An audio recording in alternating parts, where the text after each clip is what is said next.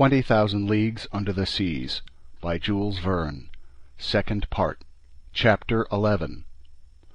The Sargasso Sea. The Nautilus didn't change direction. For the time being, then, we had to set aside any hope of returning to European seas. Captain Nemo kept his prow pointing south. Where was he taking us? I was afraid to guess.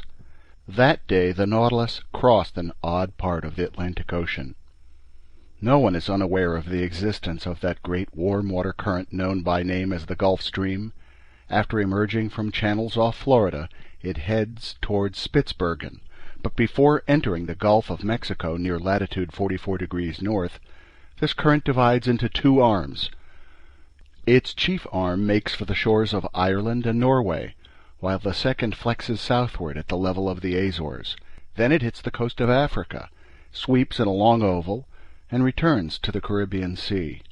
Now then, this second arm, more accurately a collar, forms a ring of warm water around a section of cool, tranquil, motionless ocean called the Sargasso Sea. This is an actual lake in the open Atlantic, and the great current's waters take at least 3 years to circle it. Properly speaking, the Sargasso Sea covers every submerged part of Atlantis. Certain authors have even held that the many weeds strewn over this sea were torn loose from the prairies of that ancient continent. But it's more likely that these grasses, algae, and fucus plants were carried off from the beaches of Europe and America, then taken as far as this zone by the Gulf Stream. This is one of the reasons why Christopher Columbus assumed the existence of a new world. When the ships of that bold investigator arrived in the Sargasso Sea, they had great difficulty navigating in the midst of these weeds, which, much to their crews' dismay, slowed them down to a halt, and they wasted 3 long weeks crossing this sector. Such was the region our Nautilus was visiting just then, a genuine prairie, a tightly woven carpet of algae, gulfweed, and bladder wrack, so dense and compact a craft's stem post couldn't tear through it without difficulty. Accordingly, not wanting to entangle his propeller in this weed-choked mass, Captain Nemo stayed at a depth some meters below the surface of the waves. The name Sargasso comes from the Spanish word sargazo, meaning gulfweed. This gulfweed, the swimming gulfweed, or berry carrier, is the chief substance making up this immense shoal. And here's why these plants collect in this placid Atlantic basin, according to the expert on the subject, Commander Maury, author of The Physical Geography of the Sea. The explanation he gives seems to entail a set of conditions that everybody knows. Now, Maury says, if bits of cork or chaff, or any floating substance, be put into a basin, and a circular motion be given to the water, all the light substances will be found crowding together near the center of the pool, where there's the least motion. Just such a basin is the Atlantic Ocean to the Gulf Stream, and the Sargasso Sea is at the center of the whirl. I share Maury's view, and I was able to study the phenomenon in this exclusive setting where ships rarely go. Above us, huddled among the brown weeds, there floated objects originating from all over, tree trunks ripped from the Rocky Mountains or the Andes, and sent floating down the Amazon or the Mississippi. Numerous pieces of wreckage, remnants of keels or undersides, bulwarks staved in and so weighed down with seashells and barnacles they couldn't rise to the surface of the ocean. And the passing years will some day bear out Maury's other view, that by collecting in this way over the centuries, these substances will be turned to stone by the action of the waters, and will then form inexhaustible coal fields, valuable reserves prepared by far-seeing nature for that time when man will have exhausted his mines on the continents. In the midst of this hopelessly tangled fabric of weeds and fucus plants, I noted some delightful pink-colored, star-shaped Alcyon coral, sea anemone trailing the long tresses of their tentacles, some green, red, and blue jellyfish, and especially those big rhizostome jellyfish that Cuvier described, whose bluish parasols are trimmed with violet festoons. We spent the whole day of February the 22nd in the Sargasso Sea, where fish that dote on marine plants and crustaceans find plenty to eat. The next day the ocean resumed its usual appearance. From this moment on, For 19 days, from February 23rd to March 12th, the Nautilus stayed in the middle of the Atlantic, hustling us along at a constant speed of 100 leagues every 24 hours. It was obvious that Captain Nemo wanted to carry out his underwater program, and I had no doubt that he intended, after doubling Cape Horn, to return to the Pacific South Seas. So Ned Land had good reason to worry. In these wide seas, empty of islands, it was no longer feasible to jump ship, nor did we have any way to counter Captain Nemo's whims. We had no choice but to acquiesce. But if we couldn't attain our end through force or cunning, I like to think we might achieve it through persuasion. Once this voyage was over, might not Captain Nemo consent to set us free, in return for our promise never to reveal his existence, our word of honor, which we sincerely would have kept? However, this delicate question would have to be negotiated with the captain. But how would he receive our demands for freedom? At the very outset, and in no uncertain terms, hadn't he declared that the secret of his life required that we be permanently imprisoned on board the Nautilus? Wouldn't he see my 4-month silence as a tacit acceptance of this situation? Would my returning to this subject arouse suspicions that could jeopardize our escape plans, if we had promising circumstances for trying again later on? I weighed all these considerations, turned them over in my mind, submitted them to Conseil, but he was as baffled as I was. In short, although I'm not easily discouraged, I realized that my chances of ever seeing my fellow men again were shrinking by the day, especially at a time when Captain Nemo was recklessly racing toward the South Atlantic. During those 19 days just mentioned, no unique incidents distinguished our voyage. I saw little of the captain. He was at work. In the library I often found books he had left open, especially books on natural history. He had thumbed through my work on the great ocean depths, and the margins were covered with his notes, which sometimes contradicted my theories and formulations. But the captain remained content with this method of refining my work, and he rarely discussed it with me. Sometimes I heard melancholy sounds reverberating from the organ, which he played very expressively, but only at night in the midst of the most secretive darkness, while the Nautilus slumbered in the wilderness of the ocean. During this part of our voyage, we navigated on the surface of the waves for entire days. The sea was nearly deserted. A few sailing ships, laden for the East Indies, were headed toward the Cape of Good Hope. One day we were chased by the longboats of a whaling vessel, which undoubtedly viewed us as some enormous baleen whale of great value. But Captain Nemo didn't want these gallant gentlemen wasting their time and energy, so he ended the hunt by diving beneath the waters. This incident seemed to fascinate Ned Land intensely. I'm sure the Canadian was sorry that these fishermen couldn't harpoon our sheet-iron cetacean and mortally wound it. During this period, the fish Conseil and I observed differed little from those we had already studied in other latitudes. Chief among them were specimens of that dreadful cartilaginous genus that's divided into 3 subgenera numbering at least 32 species. Striped sharks 5 meters long, the head squat and wider than the body, the caudal fin curved, the back with 7 big black parallel lines running lengthwise. Then purlin sharks, ash-gray, pierced with 7 gill openings, furnished with a single dorsal fin, placed almost exactly in the middle of the body. Some big dogfish also passed by, a voracious species of shark, if there ever was one. With some justice, fishermen's yarns aren't to be trusted, but here's what a few of them relate. Inside the corpse of one of these animals there were found a buffalo head and a whole calf, in another 2 tuna and a sailor in uniform, in yet another a soldier with his saber, in another, finally, a horse with its rider. In candor, none of these sounds like divinely inspired truth, but the fact remains that not a single dogfish let itself get caught in the Nautilus's nets, so I can't vouch for their veracity. Schools of elegant, playful dolphins swam alongside for entire days. They went in groups of 5 or 6, hunting in packs like wolves over the countryside. Moreover, they're just as voracious as dogfish, if I can believe a certain Copenhagen professor who says that from one dolphin's stomach he removed 13 porpoises and 15 seals. True, it was a killer whale, belonging to the biggest known species, whose length sometimes exceeds 24 feet. The family Delphinia numbers 10 genera, and the dolphins I saw were akin to the genus Delphinorhynchus, remarkable for an extremely narrow muzzle 4 times as long as the cranium. Measuring 3 meters, their bodies were black on top, underneath a pinkish white strewn with small, very scattered spots.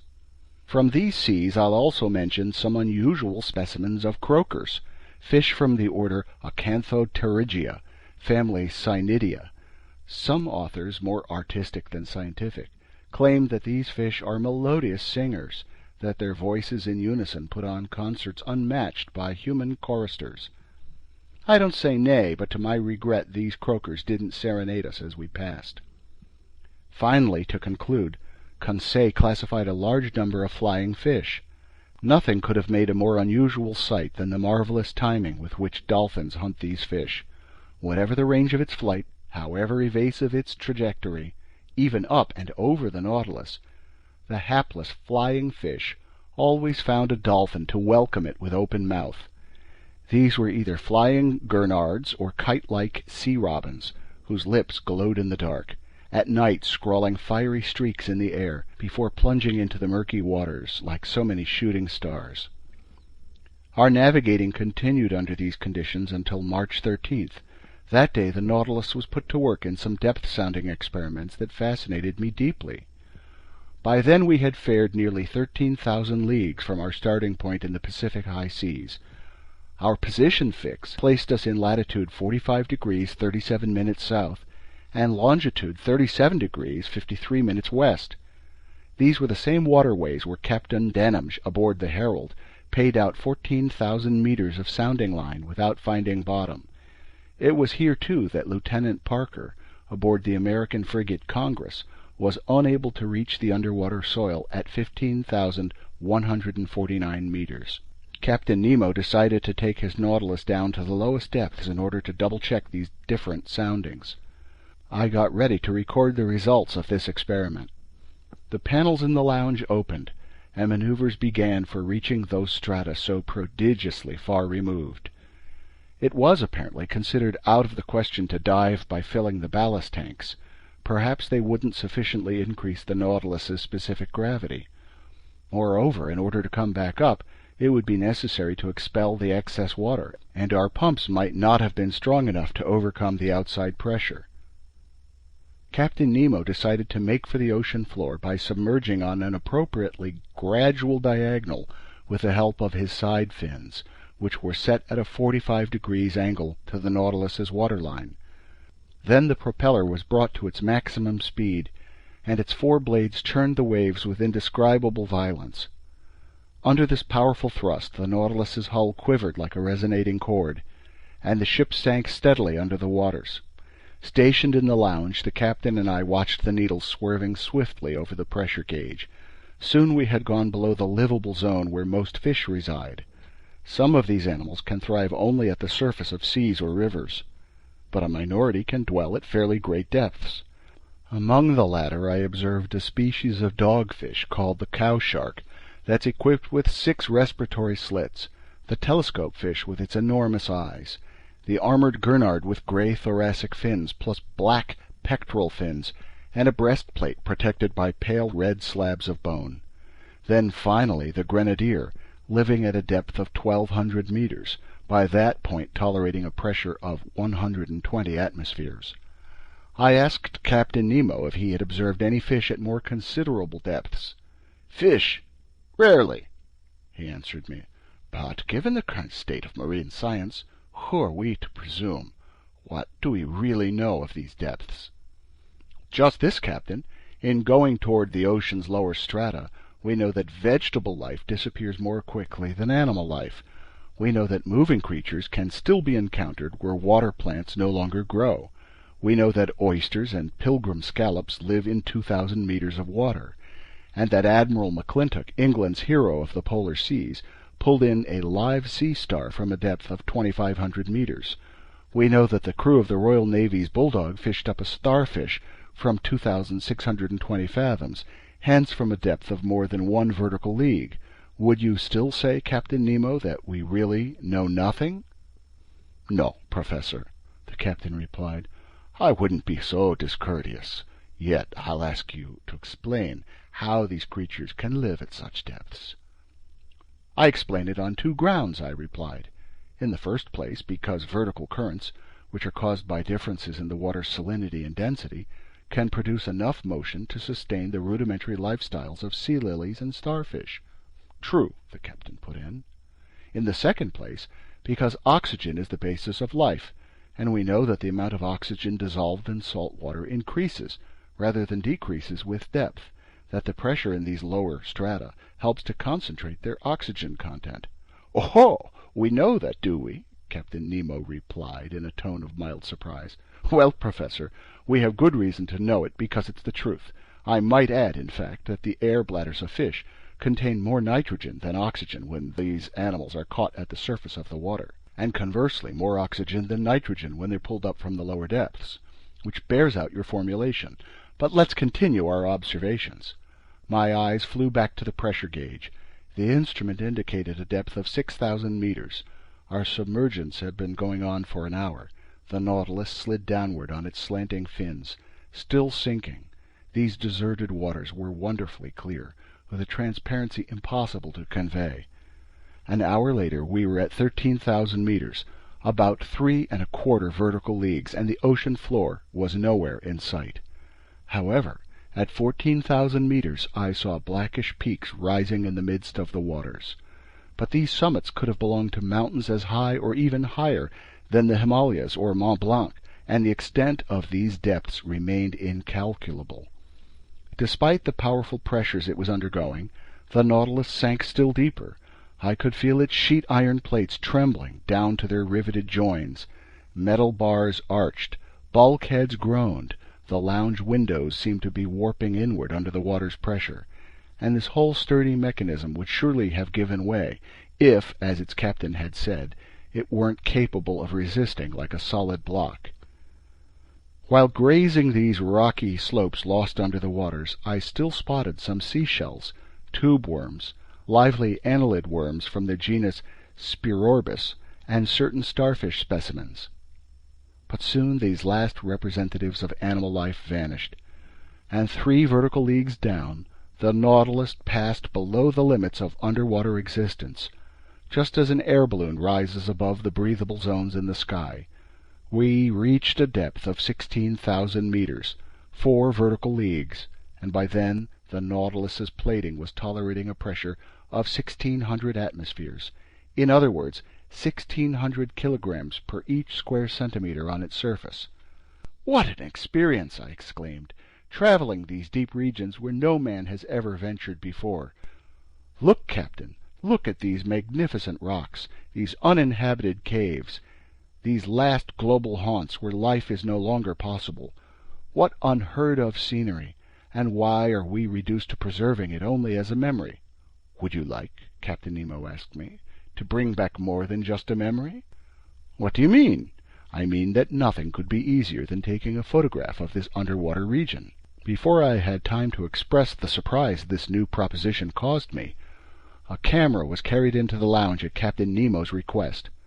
The liquid setting, electrically lit, unfolded with perfect clarity through the wide-open panels. No shadows, no blurs, thanks to our artificial light. Not even sunshine could have been better for our purposes. With the thrust of its propeller curbed by the slant of its fins, the Nautilus stood still.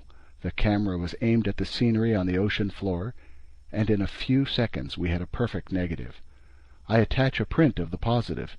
In it you can view these primordial rocks that have never seen the light of day, this nether granite that forms the powerful foundation of our globe, the deep caves cut into the stony mass, the outlines of incomparable distinctness whose far edges stand out in black as if from the brush of certain Flemish painters.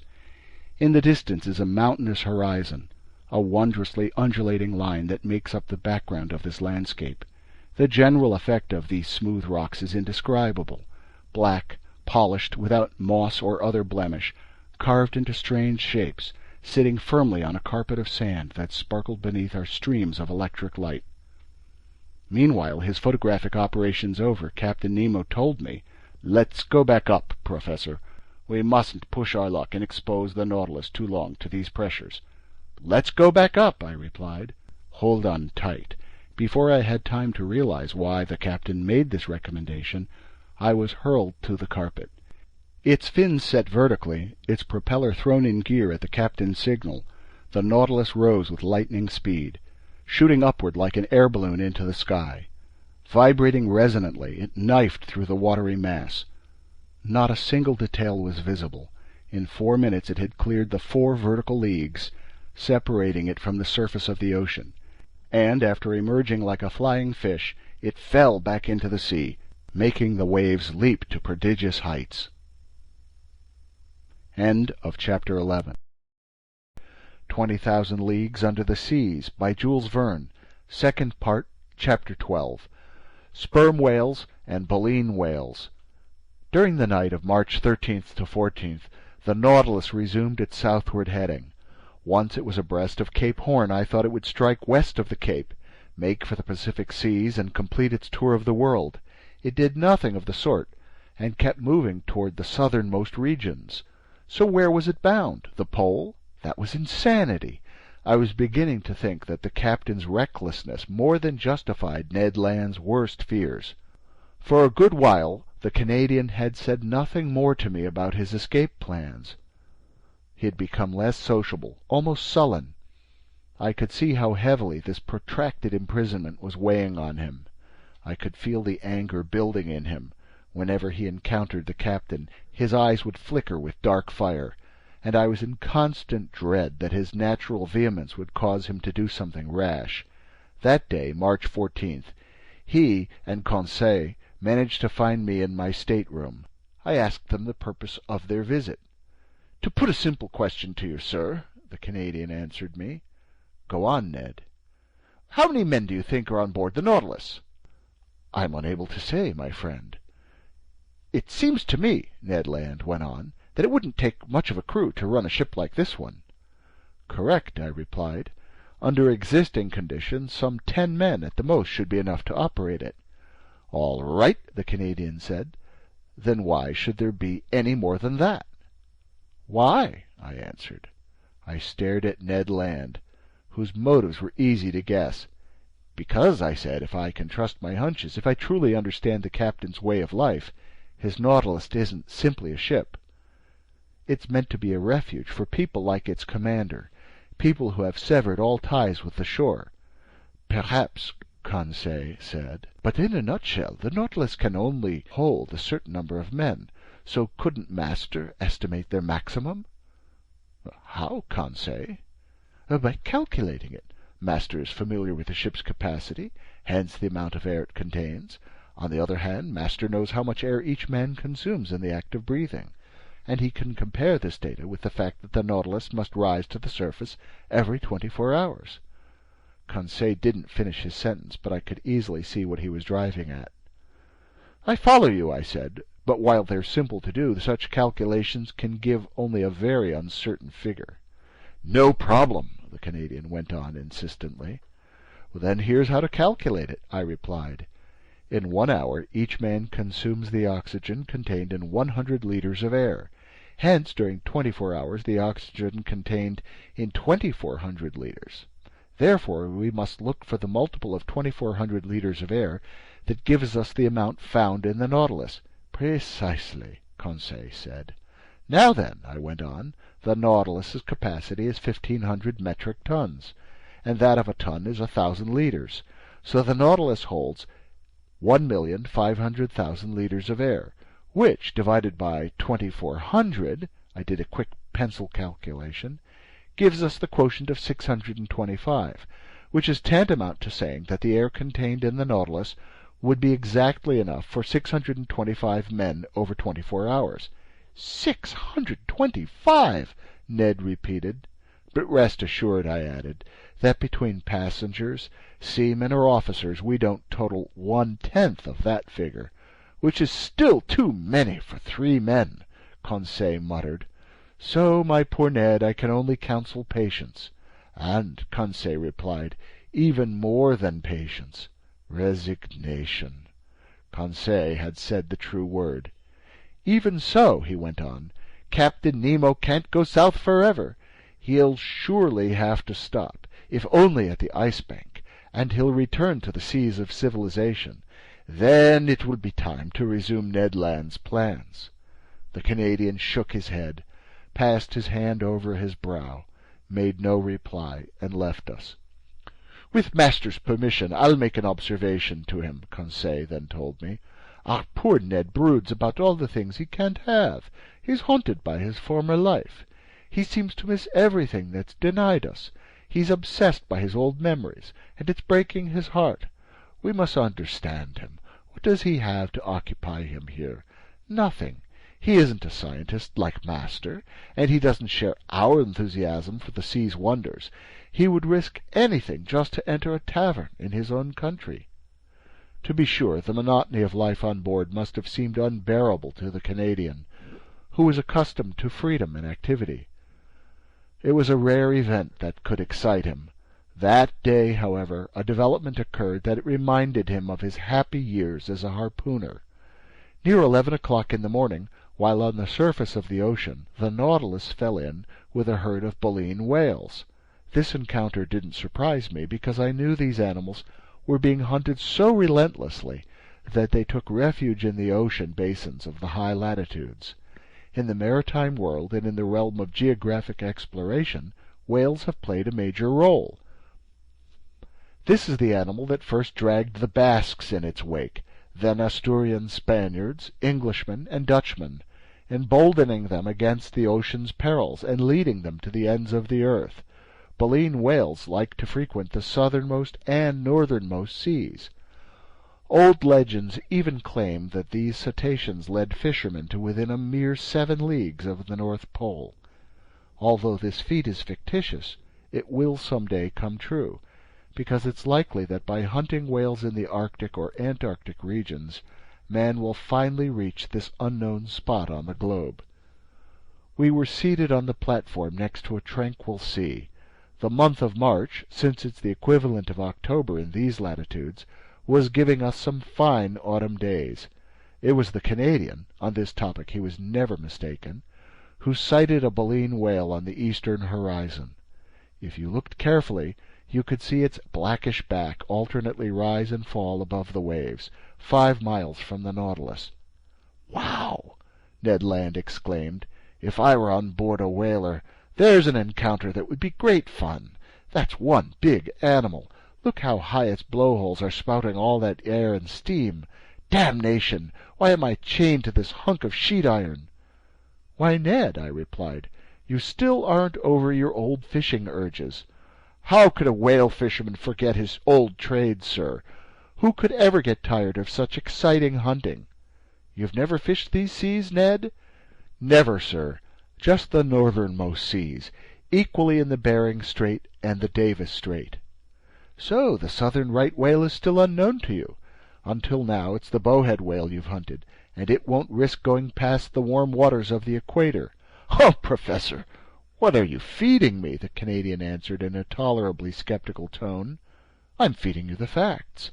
By thunder, in '65, just 2.5 years ago, I, to whom you speak, I myself, stepped onto the carcass of a whale near Greenland, and its flank still carried the marked harpoon of a whaling ship from the Bering Sea. Now I ask you, after it had been wounded west of America, how could this animal be killed in the east, unless it had cleared the equator and doubled Cape Horn or the Cape of Good Hope?" "I agree with our friend Ned," Conseil said, "and I'm waiting to hear how master will reply to him." "Master will reply, my friends, that baleen whales are localized, according to species, within certain seas that they never leave, and if one of these animals went from the Bering Strait to the Davis Strait, it's quite simply because there's some passageway from one sea to the other, either along the coasts of Canada or Siberia." "You expect us to fall for that?" the Canadian asked, tipping me a wink. "If master says so," Conseil replied. "Which means," the Canadian went on, "since I've never fished these waterways, I don't know the whales that frequent them?" "That's what I've been telling you, Ned." "All the more reason to get to know them," Conseil answered. "Look! "Look!" the Canadian exclaimed, his voice full of excitement. "It's approaching! It's coming toward us! It's thumbing its nose at me! It knows I can't do a blessed thing to it!" Ned stamped his foot. Brandishing an imaginary harpoon, his hands positively trembled. "These cetaceans," he asked, "are they as big as the ones in the northernmost seas?" "Pretty nearly, Ned. Because I've seen big baleen whales, sir, whales measuring up to 100 feet long. I've even heard that those rorqual whales off the Aleutian Islands sometimes get over 150 feet. "That strikes me as exaggerated," I replied. "Those animals are only members of the genus Balænoptera furnished with dorsal fins. And like sperm whales, they're generally smaller than the bowhead whale." "Oh!" exclaimed the Canadian, whose eyes hadn't left the ocean. "It's getting closer! It's coming into the Nautilus's waters!" Then, going on with his conversation, "You talk about sperm whales," he said, "as if they were little beasts. But there are stories of gigantic sperm whales. They're shrewd cetaceans. I hear that some will cover themselves with algae and fucus plants. People mistake them for islets. They pitch camp on top, make themselves at home, light a fire—" "Build houses," Conseil said. "Yes, funny man," Ned Land replied. "Then one fine day the animal dives and drags all its occupants down into the depths." "Like in the voyages of Sinbad the Sailor," I answered, laughing. "Oh, Mr. Land, you're addicted to tall tales. What sperm whales you're handing us! I hope you don't really believe in them." "Mr. Naturalist," the Canadian replied in all seriousness, "when it comes to whales, you can believe anything. Look at that one move! Look at it stealing away! People claim these animals can circle around the world in just 15 days." "I don't say nay." "But what you undoubtedly don't know, Professor Aronnax, is that at the beginning of the world whales traveled even quicker." "Oh, really, Ned? And why so?" "Because in those days their tails moved side to side, like those on fish. In other words, their tails were straight up, thrashing the water from left to right, right to left. But spotting that they swam too fast, our Creator twisted their tails, and ever since they've been thrashing the waves up and down at the expense of their speed." "Fine, Ned," I said, then resurrected one of the Canadian's expressions. "You expect us to fall for that?" "Not too terribly," Ned Land replied, "and no more than if I told you there are whales that are 300 feet long and weigh 1,000,000 pounds." "That's indeed considerable," I said, "but you must admit that certain cetaceans do grow to significant size, since they're said to supply as much as 120 metric tons of oil." "That I've seen," the Canadian said.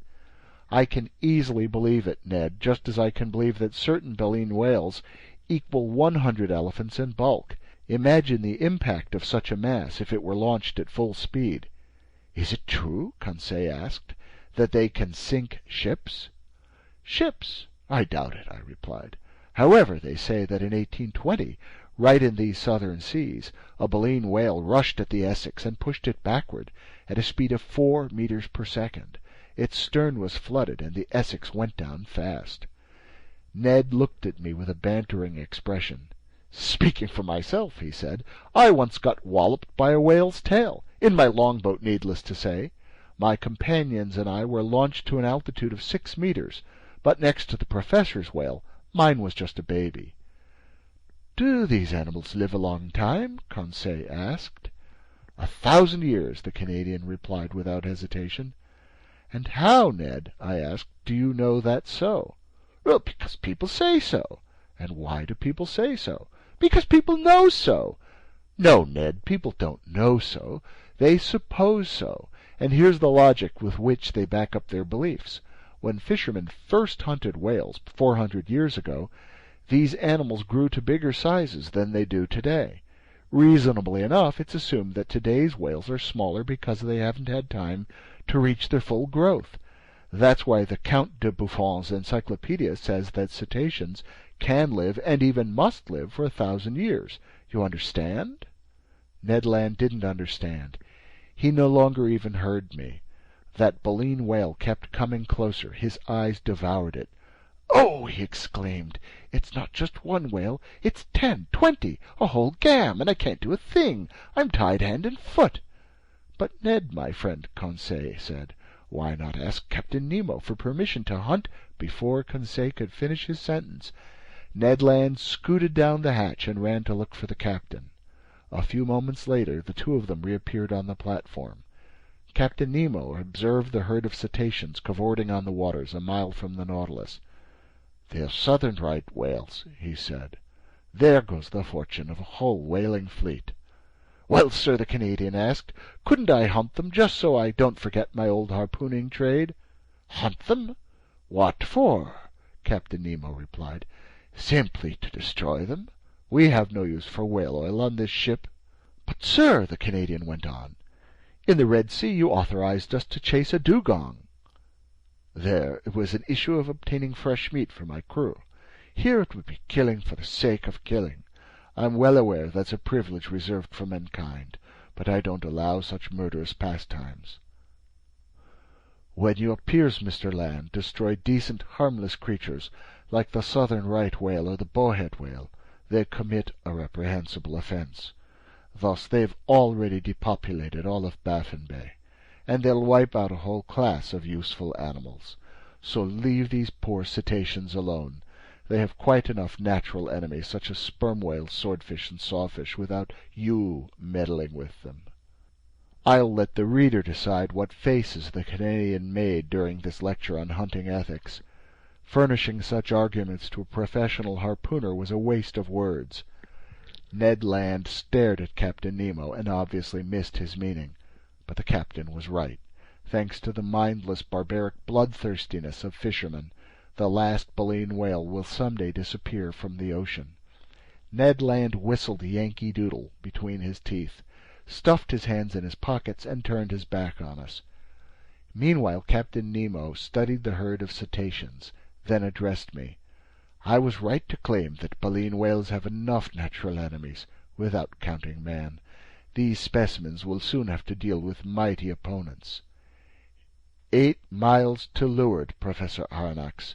Can you see those blackish specks moving about?" "Yes, Captain," I replied. "Those are sperm whales. Dreadful animals that I've sometimes encountered in herds of 200 or 300. As for them, they're cruel, destructive beasts, and they deserve to be exterminated." The Canadian turned swiftly at these last words. "Well, Captain," I said, "on behalf of the baleen whales, there's still time—" "It's pointless to run any risks, Professor. The Nautilus will suffice to disperse these sperm whales. It's armed with a steel spur, quite equal to Mr. Land's harpoon, I imagine." The Canadian didn't even bother shrugging his shoulders. Attacking cetaceans with thrusts from a spur? Who ever heard of such malarkey? "Wait and see, Professor Aronnax," Captain Nemo said. "We'll show you a style of hunting with which you aren't yet familiar. We'll take no pity on these ferocious cetaceans. They're merely mouth and teeth." Mouth and teeth. There's no better way to describe the long-skulled sperm whale, whose length sometimes exceeds 25 meters. The enormous head of this cetacean occupies about a third of its body.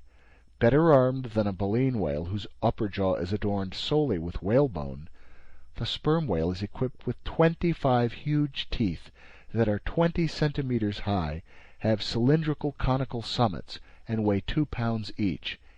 In the top part of this enormous head, inside big cavities separated by cartilage, you'll find 300 to 400 kilograms of that valuable oil called spermaceti.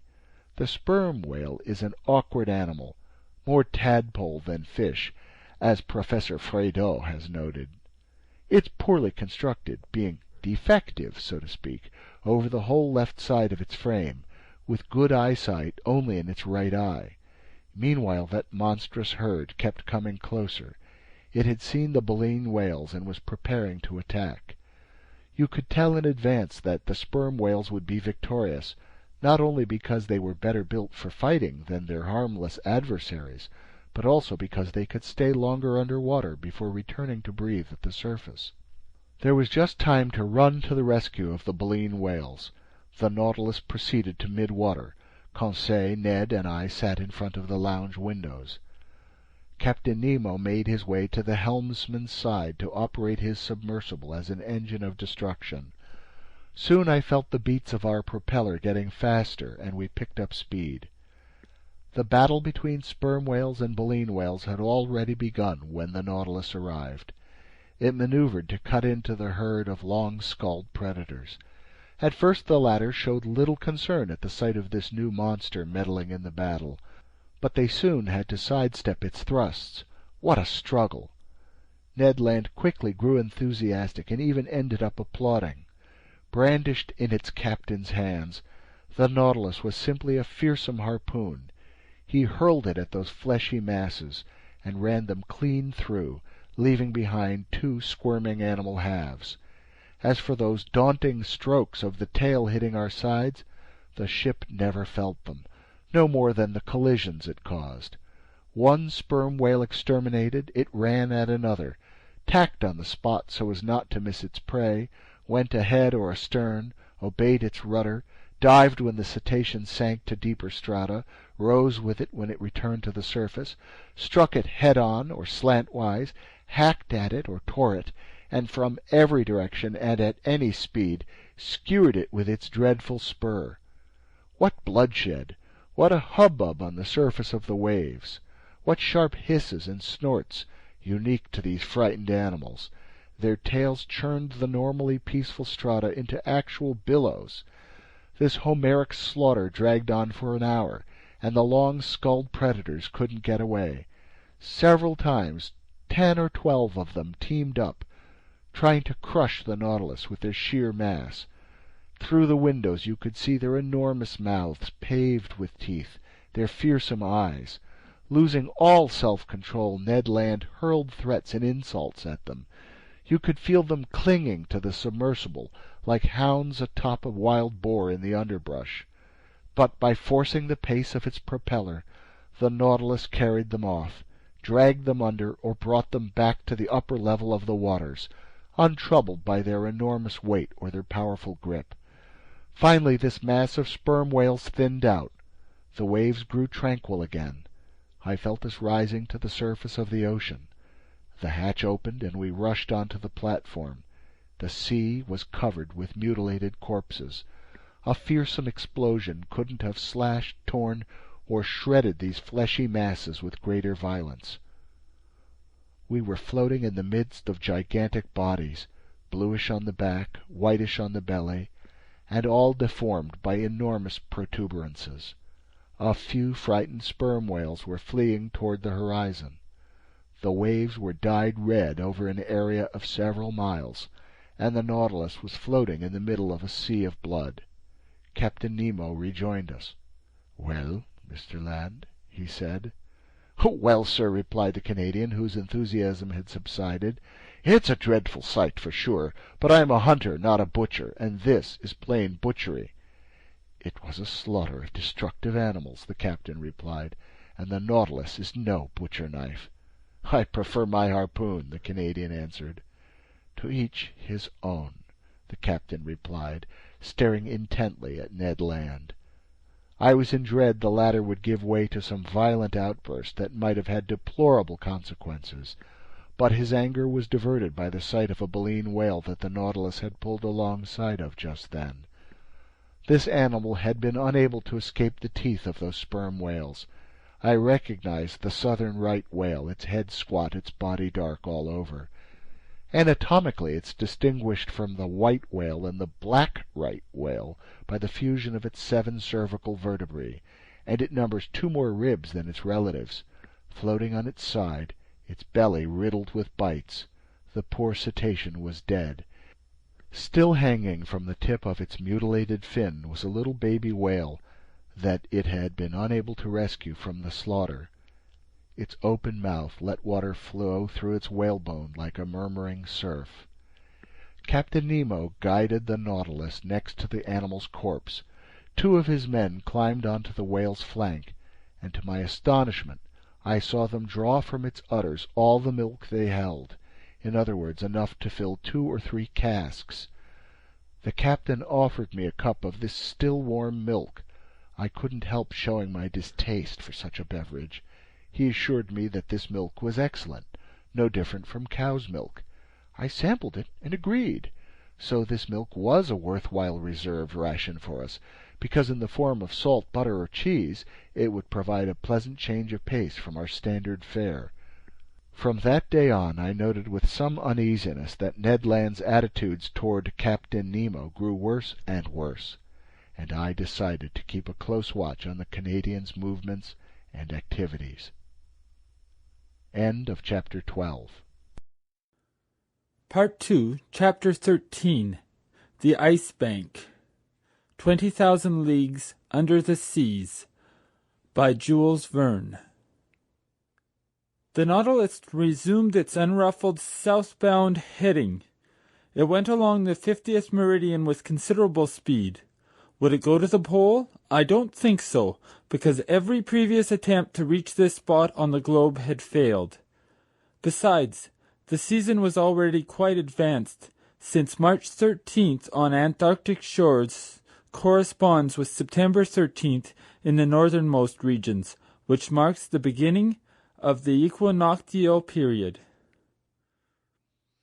On March 14th, at latitude 55 degrees, I spotted floating ice, plain pale bits of rubble 20 to 25 feet long, which formed reefs over which the sea burst into foam. The Nautilus stayed on the surface of the ocean. Having fished in the Arctic seas, Ned Land was already familiar with the sight of icebergs. Conseil and I were marveling at them for the first time. In the sky toward the southern horizon there stretched a dazzling white band. English whalers had given this the name ice blink. No matter how heavy the clouds may be, they can't obscure this phenomenon. It announces the presence of a pack or shoal of ice. Indeed, larger blocks of ice soon appeared, their brilliance varying at the whim of the mists. Some of these masses displayed green veins, as if scrawled with undulating lines of copper sulfate. Others looked like enormous amethysts, letting the light penetrate their insides. The latter reflected the sun's rays from the 1,000 facets of their crystals. The former, tinted with a bright limestone sheen, would have supplied enough building material to make a whole marble town. The farther down south we went, the more these floating islands grew in numbers and prominence. Polar birds nested on them by the thousands. These were petrels, cape pigeons, or puffins, and their calls were deafening. Mistaking the Nautilus for the corpse of a whale, some of them alighted on it and prodded its resonant sheet iron with pecks of their beaks. During this navigating in the midst of the ice, Captain Nemo often stayed on the platform. He observed these deserted waterways carefully. I saw his calm eyes sometimes perk up. In these polar seas forbidden to man, did he feel right at home, the lord of these unreachable regions? Perhaps. But he didn't say. He stood still, reviving only when his pilot's instincts took over. Then, steering his Nautilus with consummate dexterity, he skillfully dodged the masses of ice, some of which measured several miles in length, their heights varying from 70 to 80 meters. Often the horizon seemed completely closed off. Abreast of latitude 60 degrees, every passageway had disappeared. Searching with care, Captain Nemo soon found a narrow opening into which he brazenly slipped, well aware, however, that it would close behind him. Guided by his skillful hands, the Nautilus passed by all these different masses of ice, which are classified by size and shape with a precision that enraptured Conseil. Icebergs, or mountains, ice fields, or smooth limitless tracts, drift ice, or floating floes, packs, or broken tracts, called patches when they're circular, and streams when they form long strips. The temperature was fairly low. Exposed to the outside air, the thermometer marked -2 degrees to -3 degrees centigrade. But we were warmly dressed in furs, for which seals and aquatic bears had paid the price. Evenly heated by all its electric equipment, the Nautilus's interior defied the most intense cold. Moreover, to find a bearable temperature, the ship had only to sink just a few meters beneath the waves. 2 months earlier, we would have enjoyed perpetual daylight in this latitude, but night already fell for 3 or 4 hours, and later it would cast 6 months of shadow over these circumpolar regions. On March 15th, we passed beyond the latitude of the South Shetland and South Orkney Islands. The captain told me that many tribes of seals used to inhabit these shores, but English and American whalers, in a frenzy of destruction, slaughtered all the adults, including pregnant females, and where life and activity once existed, those fishermen left behind only silence and death. Going along the 55th meridian, the Nautilus cut the Antarctic Circle on March 16th near 8 o'clock in the morning. Ice completely surrounded us and closed off the horizon. Nevertheless, Captain Nemo went from passageway to passageway, always proceeding south. "But where's he going?" I asked. "Straight ahead," Conseil replied. "Ultimately, when he can't go any farther, he'll stop." "I wouldn't bet on it," I replied. And in all honesty, I confess that this venturesome excursion was far from displeasing to me. I can't express the intensity of my amazement at the beauties of these new regions. The ice struck superb poses. Here, its general effect suggested an oriental town with countless minarets and mosques. There, a city in ruins, flung to the ground by convulsions in the earth. These views were varied continuously by the sun's oblique rays, or were completely swallowed up by gray mists in the middle of blizzards. Then explosions, cave-ins, and great iceberg somersaults would occur all around us, altering the scenery like the changing landscape in a diorama. If the Nautilus was submerged during these losses of balance, we heard the resulting noises spread under the waters with frightful intensity, and the collapse of these masses created daunting eddies down to the ocean's lower strata. The Nautilus then rolled and pitched like a ship left to the fury of the elements. Often, no longer seeing any way out, I thought we were imprisoned for good, but Captain Nemo, guided by his instincts, discovered new passageways from the tiniest indications. He was never wrong when he observed slender threads of bluish water streaking through these ice fields. Accordingly, I was sure that he had already risked his Nautilus in the midst of the Antarctic seas. However, during the day of March 16th, these tracts of ice completely barred our path. It wasn't the ice bank as yet, just huge ice fields cemented together by the cold. This obstacle couldn't stop Captain Nemo, and he launched his ship against the ice fields with hideous violence.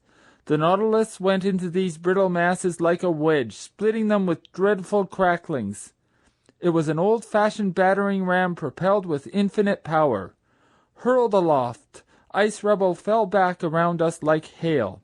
Through brute force alone, the submersible carved out a channel for itself. Carried away by its momentum, the ship sometimes mounted on top of these tracts of ice and crushed them with its weight, or at other times, when cooped up between the ice fields, it split them with simple pitching movements, creating wide punctures. Violent squalls assaulted us during the daytime. Thanks to certain heavy mists, we couldn't see from one end of the platform to the other. The wind shifted abruptly to every point on the compass. The snow was piling up in such packed layers, it had to be chipped loose with blows from picks.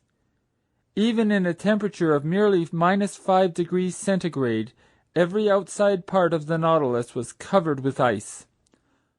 A ship's rigging would have been unusable because all its tackle would have jammed in the grooves of the pulleys. Only a craft without sails, driven by an electric motor that needed no coal, could face such high latitudes. Under these conditions, the barometer generally stayed quite low. It fell as far as 73.5 centimeters. Our compass indications no longer offered any guarantees. The deranged needles would mark contradictory directions as we approached the southern magnetic pole, which doesn't coincide with the South Pole proper. In fact, according to the astronomer Hans Steen, this magnetic pole is located fairly close to latitude 70 degrees and longitude 130 degrees, or abiding by the observations of Louis Isidore Duperrey, in longitude 135 degrees and latitude 70 degrees 30 minutes. Hence, we had to transport compasses to different parts of the ship, take many readings, and strike an average. Often, we could chart our course only by guesswork, a less than satisfactory method in the midst of these winding passageways whose landmarks change continuously. At last, on March 18th, after 20 futile assaults, the Nautilus was decisively held in check. No longer was it an ice stream, patch, or field. It was an endless, immovable barrier formed by ice mountains fused to each other. "The Ice Bank," the Canadian told me. For Ned Land, as well as for every navigator before us, I knew that this was the great insurmountable obstacle. When the sun appeared for an instant near noon, Captain Nemo took a reasonably accurate sight that gave our position as longitude 51 degrees 30 minutes and latitude 67 degrees 39 minutes south. This was a position already well along in these Antarctic regions. As for the liquid surface of the sea, there was no longer any semblance of it before our eyes.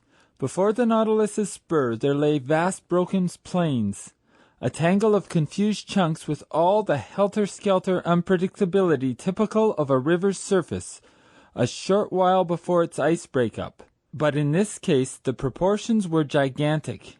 Here and there stood sharp peaks, lean spires that rose as high as 200 feet.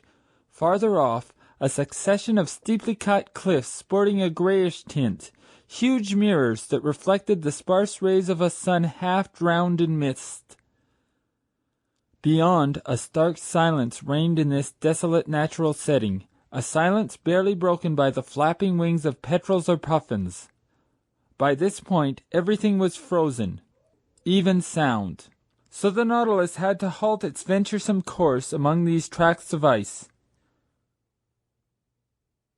"Sir," Ned Land told me that day, "if your captain goes any farther—" "Yes?" "He'll be a Superman." "How so, Ned?" "Because nobody can clear the Ice Bank. Your captain's a powerful man, but damnation, he isn't more powerful than nature. If she draws a boundary line, there you stop, like it or not." "Correct, Ned Land, but I still want to know what's behind this Ice Bank. Behold my greatest source of irritation, a wall." "Master is right," Conseil said. "Walls were invented simply to frustrate scientists. All walls should be banned." "Fine," the Canadian put in, "but we already know what's behind this Ice Bank." "What?" I asked. "Ice, ice, and more ice." "You may be sure of that, Ned," I answered, "but I'm not. That's why I want to see it for myself."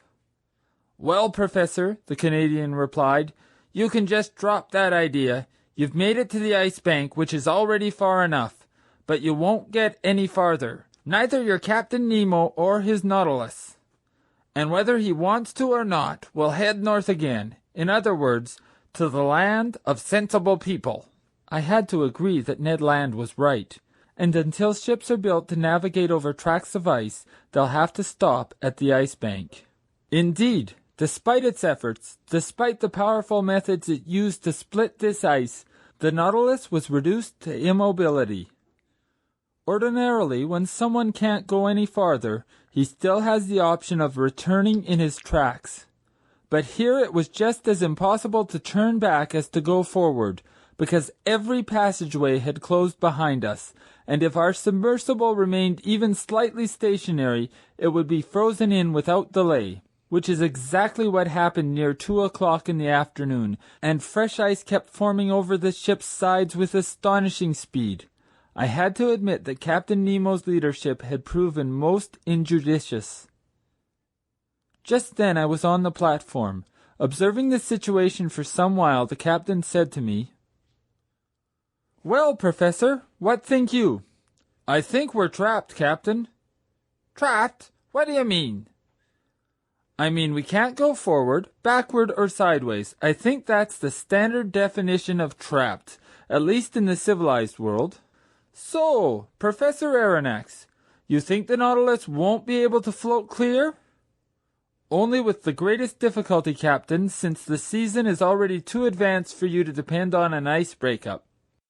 "Oh, Professor," Captain Nemo replied in an ironic tone, "you never change. You see only impediments and obstacles. I promise you not only will the Nautilus float clear, it will go farther still." "Farther south?" I asked, gaping at the captain. "Yes, sir, it will go to the pole." "To the pole!" I exclaimed, unable to keep back a movement of disbelief. "Yes," the captain replied coolly, "the Antarctic pole, that unknown spot crossed by every meridian on the globe. As you know, I do whatever I like with my Nautilus."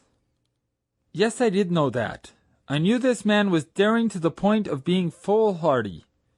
But to overcome all the obstacles around the South Pole, even more unattainable than the North Pole, which still hadn't been reached by the boldest navigators, wasn't this an absolutely insane undertaking, one that could occur only in the brain of a madman? It then dawned on me to ask Captain Nemo if he had already discovered this pole, which no human being had ever trod underfoot. "No, sir," he answered me, "but we'll discover it together. Where others have failed, all succeed. Never before has my Nautilus cruised so far into these southernmost seas, but I repeat, it will go farther still." "I'd like to believe you, Captain," I went on in a tone of some sarcasm. "Oh, I do believe you. Let's forge ahead. There are no obstacles for us. Let's shatter this ice bank. Let's blow it up, and if it still resists, let's put wings on the Nautilus and fly over it." "Over it, Professor?" Captain Nemo replied serenely. "No, not over it, but under it." "Under it?" I exclaimed. A sudden insight into Captain Nemo's plans had just flashed through my mind. I understood. The marvelous talents of his Nautilus would be put to work once again in this superhuman undertaking. "I can see we're starting to understand each other, Professor," Captain Nemo told me with a half-smile. "You already glimpse the potential. Myself, I'd say the success of this attempt. Maneuvers that aren't feasible for an ordinary ship are easy for the Nautilus. If a continent emerges at the pole, we'll stop at that continent. But on the other hand, if open sea washes the pole, we'll go to that very place." "Right," I said, carried away by the captain's logic. "Even though the surface of the sea has solidified into ice, its lower strata are still open, thanks to that divine justice that puts the maximum density of salt water 1 degree above its freezing point. And if I'm not mistaken, the submerged part of this ice bank is in a 4-to-1 ratio to its emerging part." "Very nearly, Professor. For each foot of iceberg above the sea, there are 3 more below.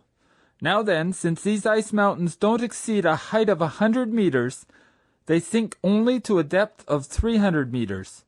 And what are 300 meters to the Nautilus?" "A mere nothing, sir. We could even go to greater depths and find that temperature layer common to all ocean water, and there we'd brave with impunity the -30° or -40° cold on the surface." "True, sir, very true," I replied with growing excitement. "Our sole difficulty," Captain Nemo went on, "lies in our staying submerged for several days without renewing our air supply." "That's all," I answered. "The Nautilus has huge air tanks. We'll fill them up, and they'll supply all the oxygen we need." "Good thinking, Professor Aronnax," the captain replied with a smile. "But since I don't want to be accused of foolhardiness, I'm giving you all my objections in advance." "You have more?" "Just one. If a sea exists at the South Pole, It's possible this sea may be completely frozen over, so we couldn't come up to the surface. My dear sir, have you forgotten that the Nautilus is armed with a fearsome spur? Couldn't it be launched diagonally against those tracts of ice, which would break open from the impact? Ah, Professor, you're full of ideas today. Besides, Captain, I added with still greater enthusiasm, why wouldn't we find open sea at the South Pole just as at the North Pole? The cold temperature poles and the geographical poles don't coincide in either the northern or southern hemispheres, and until proof to the contrary, we can assume these two spots on the Earth feature either a continent or an ice-free ocean. I think as you do, Professor Aronnax, Captain Nemo replied. I'll only point out that after raising so many objections against my plan, you're now crushing me under arguments in its favor. Captain Nemo was right. I was outdoing him in daring. It was I who was sweeping him to the pole. I was leading the way. I was out in front. But no, you silly fool. Captain Nemo already knew the pros and cons of this question, and it amused him to see you flying off into impossible fantasies. Nevertheless, he didn't waste an instant. At his signal, the chief officer appeared. The two men held a quick exchange in their incomprehensible language, and either the chief officer had been alerted previously, or he found the plan feasible, because he showed no surprise. But, as unemotional as he was, he couldn't have been more impeccably emotionless than Conseil when I told the fine land our intention of pushing on to the South Pole.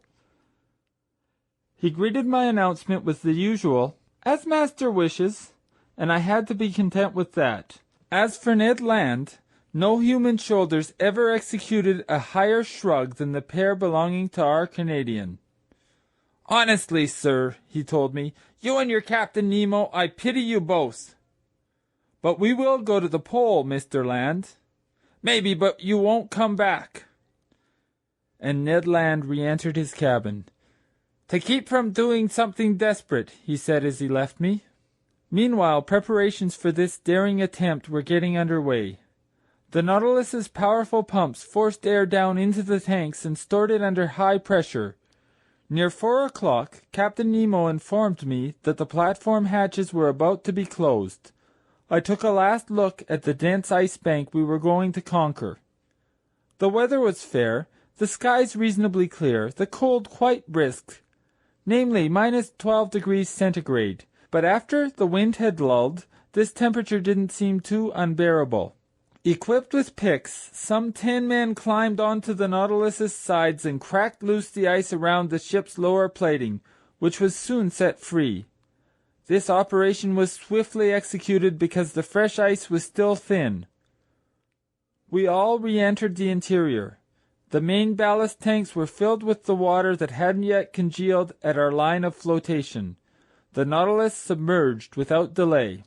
I took a seat in the lounge with Conseil. Through the open window we stared at the lower strata of this southernmost ocean. The thermometer rose again. The needle on the pressure gauge swerved over its dial.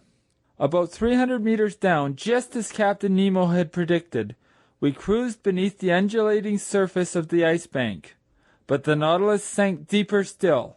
It reached a depth of 800 meters. At the surface, this water gave a temperature of -12°C, but now it gave no more than -10°. 2 degrees had already been gained. Thanks to its heating equipment, the Nautilus's temperature, needless to say, stayed at a much higher degree.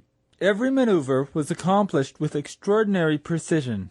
"With all due respect, master," Conseil told me, "we'll pass it by." "I fully expect to," I replied in a tone of deep conviction. Now in open water, the Nautilus took a direct course to the pole, without veering from the 52nd meridian. From 67 degrees 30 minutes to 90 degrees 22½ of latitude were left to cross. In other words, slightly more than 500 leagues. The Nautilus adopted an average speed of 26 miles per hour, the speed of an express train. If it kept up this pace 40 hours would do it for reaching the pole. For part of the night, the novelty of our circumstances kept Conseil and me at the lounge window. The sea was lit by our beacon's electric rays, but the depths were deserted. Fish didn't linger in these imprisoned waters. Here they found merely a passageway for going from the Antarctic Ocean to open sea at the pole. Our progress was swift. You could feel it in the vibrations of the long steel hull. Nearly 2 o'clock in the morning, I went to snatch a few hours of sleep. Conseil did likewise. I didn't encounter Captain Nemo while going down the gangways. I assumed that he was keeping to the pilot house. The next day, March 19th, at 5 o'clock in the morning, I was back at my post in the lounge. The electric log indicated that Nautilus had reduced speed. By then, it was rising to the surface, but cautiously, while slowly emptying its ballast tanks. My heart was pounding. Would we emerge into the open and find polar air again? No, a jolt told me that the Nautilus had bumped into the underbelly of the ice bank, still quite thick to judge from the hollowness of the accompanying noise. Indeed, we had struck bottom, to use nautical terminology, but in the opposite direction and at a depth of 3,000 feet. That gave us 4,000 feet of ice overhead, of which 1,000 feet emerged above water. So the ice bank was higher here than we had found it on the outskirts, a circumstance less than encouraging. Several times that day the Nautilus repeated the same experiment, and always it bumped against this surface that formed a ceiling above it. At certain moments the ship encountered ice at a depth of 900 meters, denoting a thickness of 1,200 meters, of which 300 meters rose above the level of the ocean. This height had tripled since the moment the Nautilus had dived beneath the waves. I meticulously noted these different depths, obtaining the underwater profile of this upside-down mountain chain that stretched beneath the sea. By evening there was still no improvement in our situation. The ice stayed between 400 and 500 meters deep. It was obviously shrinking, but what a barrier still lay between us and the surface of the ocean. By then it was 8 o'clock. The air inside the Nautilus should have been renewed 4 hours earlier, following daily practice on board. But I didn't suffer very much, although Captain Nemo hadn't yet made demands on the supplementary oxygen in his air tanks. That night my sleep was fitful. Hope and fear besieged me by turns. I got up several times. The Nautilus continued groping. Near 3 o'clock in the morning I observed that we encountered the ice bank's underbelly at a depth of only 50 meters. So, only 150 feet separated us from the surface of the water. Little by little, the ice bank was turning into an ice field again. The mountains were changing back into plains. My eyes didn't leave the pressure gauge. We kept rising on a diagonal, going along this shiny surface that sparkled beneath our electric rays. Above and below, the ice bank was subsiding in long gradients, mile after mile. It was growing thinner. Finally, at 6 o'clock in the morning on that memorable day of March 19th, the lounge door opened. Captain Nemo appeared. "Open sea," he told me. End of Section 2, Chapter 13. 20,000 Leagues Under the Sea by Jules Verne. Part 2, Chapter 14. The South Pole.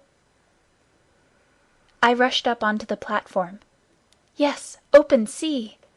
Barely a few sparse floes, some moving icebergs, a sea stretching into the distance, hosts of birds in the air, and myriads of fish under the waters, which varied from intense blue to olive green, depending on the depth. The thermometer marked a 3 degrees centigrade. It was as if a comparative springtime had been locked up behind that ice bank whose distant masses were outlined on the northern horizon. "Are we at the pole?" I asked the captain, my heart pounding. "I've no idea," he answered me. "At noon we'll fix our position." "But will the sun show through this mist?" I said, staring at the grayish sky. No matter how faintly it shines, it will be enough for me," the captain replied. To the south, 10 miles from the Nautilus, a solitary islet rose to a height of 200 meters. We proceeded toward it, but cautiously because this sea could have been strewn with reefs. In an hour we had reached the islet. 2 hours later we had completed a full circle around it.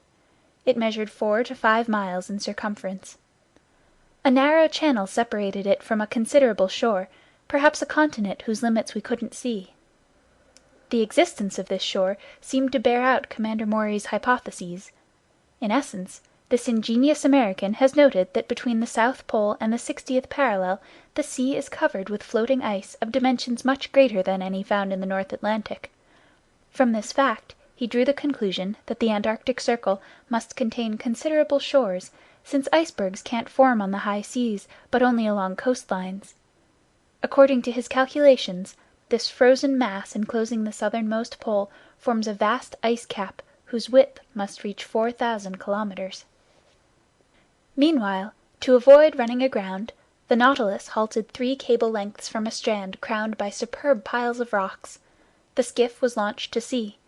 2 crewmen carrying instruments, the captain, Conseil, and I were on board. It was 10 o'clock in the morning. I hadn't seen Ned Land. No doubt, in the presence of the South Pole, the Canadian hated having to eat his words. A few strokes of the oar brought the skiff to the sand, where it ran aground. Just as Conseil was about to jump ashore, I held him back. "Sir," I told Captain Nemo, "to you belongs the honor of first setting foot on this shore." "Yes, sir," the captain replied, "and if I have no hesitation in treading this polar soil, it's because no human being until now has left a footprint here." So saying, he leaped lightly onto the sand. His heart must have been throbbing with intense excitement. He scaled an overhanging rock that extended in a small promontory, and there, mute and motionless, with crossed arms and blazing eyes, he seemed to be laying claim to these southernmost regions. After spending 5 minutes in this trance, he turned to us. "Whenever you're ready, sir," he called to me. I got out, Conseil at my heels, leaving the 2 men in the skiff. Over an extensive area the soil consisted of that igneous gravel called tuff, reddish in color, as if made from crushed bricks. The ground was covered with slag, lava flows, and pumice stones. Its volcanic origin was unmistakable. In certain localities thin smoke holes gave off a sulphurous odor, showing that the inner fires still kept their wide-ranging power. Nevertheless, when I scaled a high escarpment, I could see no volcanoes within a radius of several miles. In these Antarctic districts, as is well known, Sir James Clark Ross had found craters of Mount Erebus and Mount Terror in fully active condition on the 167th meridian at latitude 77 degrees 32 minutes. The vegetation on this desolate continent struck me as quite limited. A few lichens of the species Usnea melanoxanthra sprawled over the black rocks. The whole meager flora of this region consisted of certain microscopic buds, rudimentary diatoms made up of a type of cell positioned between 2 quartz-rich shells, plus long purple and crimson fucus plants, buoyed by small air bladders and washed up on the coast by the surf.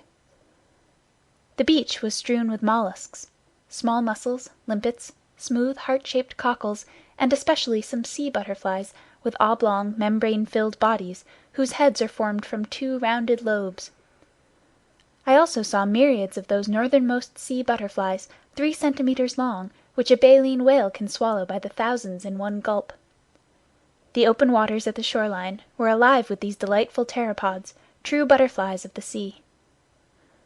Among other zoophytes present in these shallows, there were a few coral tree forms that, according to Sir James Clark Ross, live in these Antarctic seas at depths as great as 1,000 meters.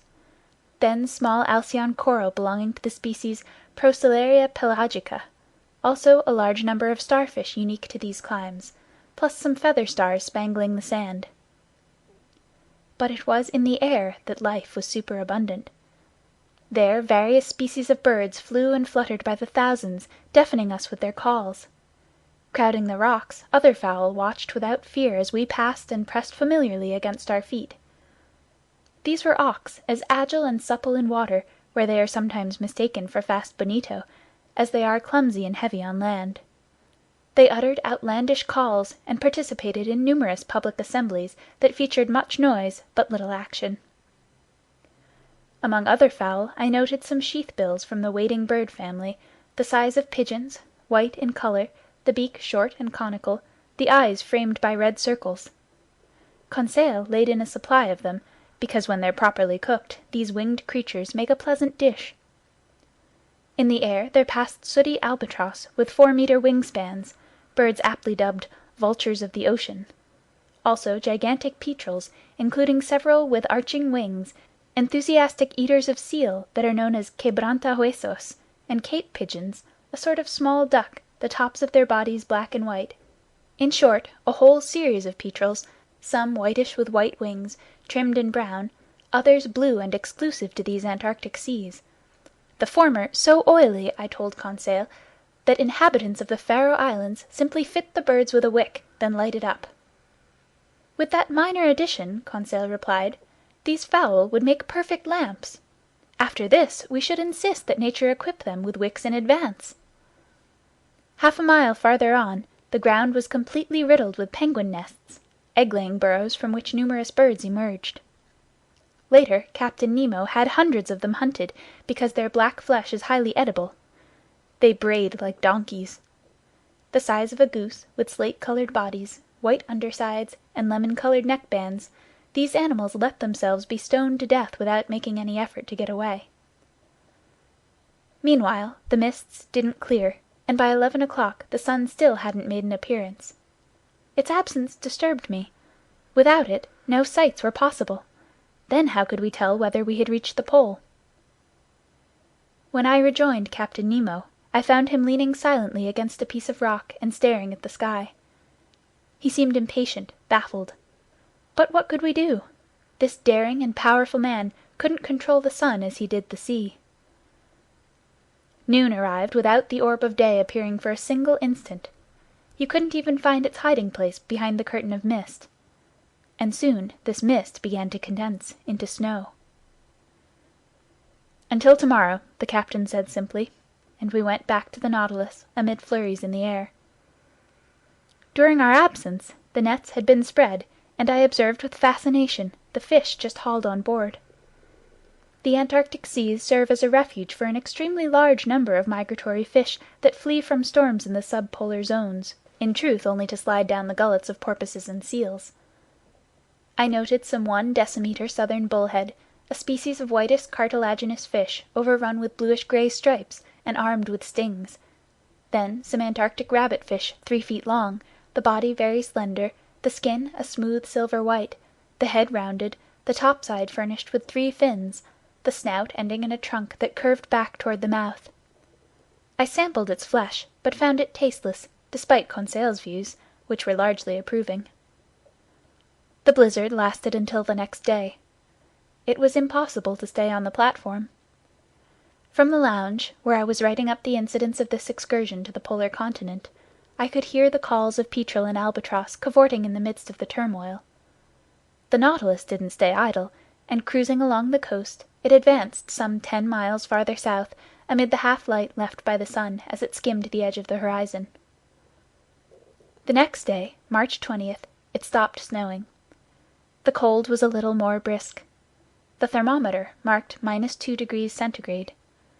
The mist had cleared, and on that day I hoped our noon sights could be accomplished. Since Captain Nemo hadn't yet appeared, only Conseil and I were taken ashore by the skiff. The soil's nature was still the same, volcanic. Traces of lava, slag, and basaltic rock were everywhere, but I couldn't find the crater that had vomited them up. There as yonder, myriads of birds enlivened this part of the polar continent. But they had to share their dominion with huge herds of marine mammals that looked at us with gentle eyes. These were seals of various species, some stretched out on the ground, others lying on drifting ice floes, several leaving or re-entering the sea. Having never dealt with man, they didn't run off at our approach, and I counted enough of them thereabouts to provision a couple 100 ships. "Ye gods," Conseil said, "it's a fortune that Ned Land didn't come with us." Why so, Conseil? Because that madcap hunter would kill every animal here. Every animal may be overstating it, but in truth I doubt we could keep our Canadian friend from harpooning some of these magnificent cetaceans. Which would be an affront to Captain Nemo, since he hates to slay harmless beasts needlessly. He's right. Certainly, Conseil. But tell me, haven't you finished classifying these superb specimens of marine fauna? Master is well aware, Conseil replied, that I'm not seasoned in practical application. When master has told me these animals' names... They're seals and walruses. Two genera, our scholarly Conseil hastened to say, that belong to the family Pinnipedia, order Carnivora, group Unguiculata, subclass Monodelphia, class Mammalia, branch Vertebrata. Very nice, Conseil, I replied. But these two genera of seals and walruses are each divided into species, and if I'm not mistaken, we now have a chance to actually look at them. Let's. It was 8 o'clock in the morning. We had 4 hours to ourselves before the sun could be productively observed. I guided our steps toward a huge bay that made a crescent-shaped incision into the granite cliffs along the beach. There, all about us, I swear that the shores and ice-floes were crowded with marine mammals as far as the eye could see, and I involuntarily looked around for old Proteus, that mythological shepherd who guarded King Neptune's immense flocks. To be specific, these were seals. They formed distinct male and female groups, the father watching over his family, the mother suckling her little ones, the stronger youngsters emancipated a few paces away. When these mammals wanted to relocate, they moved in little jumps made by contracting their bodies, clumsily helped by their imperfectly developed flippers, which, as with their manatee relatives, form actual forearms. In the water, their ideal element, I must say, these animals swim wonderfully thanks to their flexible backbones, narrow pelvises, close-cropped hair, and webbed feet. Resting on shore, they assumed extremely graceful positions. Consequently, their gentle features, their sensitive expressions equal to those of the loveliest women, their soft, limpid eyes, their charming poses, led the ancients to glorify them by metamorphosing the males into sea gods and the females into mermaids. I drew Conseil's attention to the considerable growth of the cerebral lobes found in these intelligent cetaceans. No mammal except man has more abundant cerebral matter. Accordingly, seals are quite capable of being educated. They make good pets, and together with certain other naturalists, I think these animals can be properly trained to perform yeoman service as hunting dogs for fishermen. Most of these seals were sleeping on the rocks or the sand. Among those properly termed seals, which have no external ears, unlike sea lions whose ears protrude, I observed several varieties of the species Stenorhynchus, 3 meters long, with white hair, bulldog heads, and armed with 10 teeth in each jaw, 4 incisors in both the upper and lower, plus 2 big canines shaped like the fleur-de-lis. Among them slithered some sea elephants, a type of seal with a short, flexible trunk. These are the giants of the species, with a circumference of 20 feet and a length of 10 meters. They didn't move as we approached. "Are these animals dangerous?" Conseil asked me. "Only if they're attacked," I replied. "But when these giant seals defend their little ones, their fury is dreadful, and it isn't rare for them to smash a fisherman's longboat to bits." "They're within their rights," Conseil answered. "I don't say nay." 2 miles farther on we were stopped by a promontory that screened the bay from southerly winds. It dropped straight down to the sea, and surf foamed against it. From beyond this ridge there came fearsome bellows, such as a herd of cattle might produce. "Gracious!" Conseil put in. "A choir of bulls?" "No," I said. "A choir of walruses." "Are they fighting with each other?" "Either fighting or playing." "With all due respect, master, this we must see." "Then see it we must, Conseil." And there we were, climbing these blackish rocks amid sudden landslides and over stones slippery with ice. More than once I took a tumble at the expense of my backside. Conseil, more cautious or more stable, barely faltered and would help me up, saying, "If master's legs would kindly adopt a wider stance, master will keep his balance." Arriving at the topmost ridge of this promontory, I could see vast white plains covered with walruses. These animals were playing among themselves. They were howling not in anger, but in glee. Walruses resemble seals in the shape of their bodies and the arrangement of their limbs.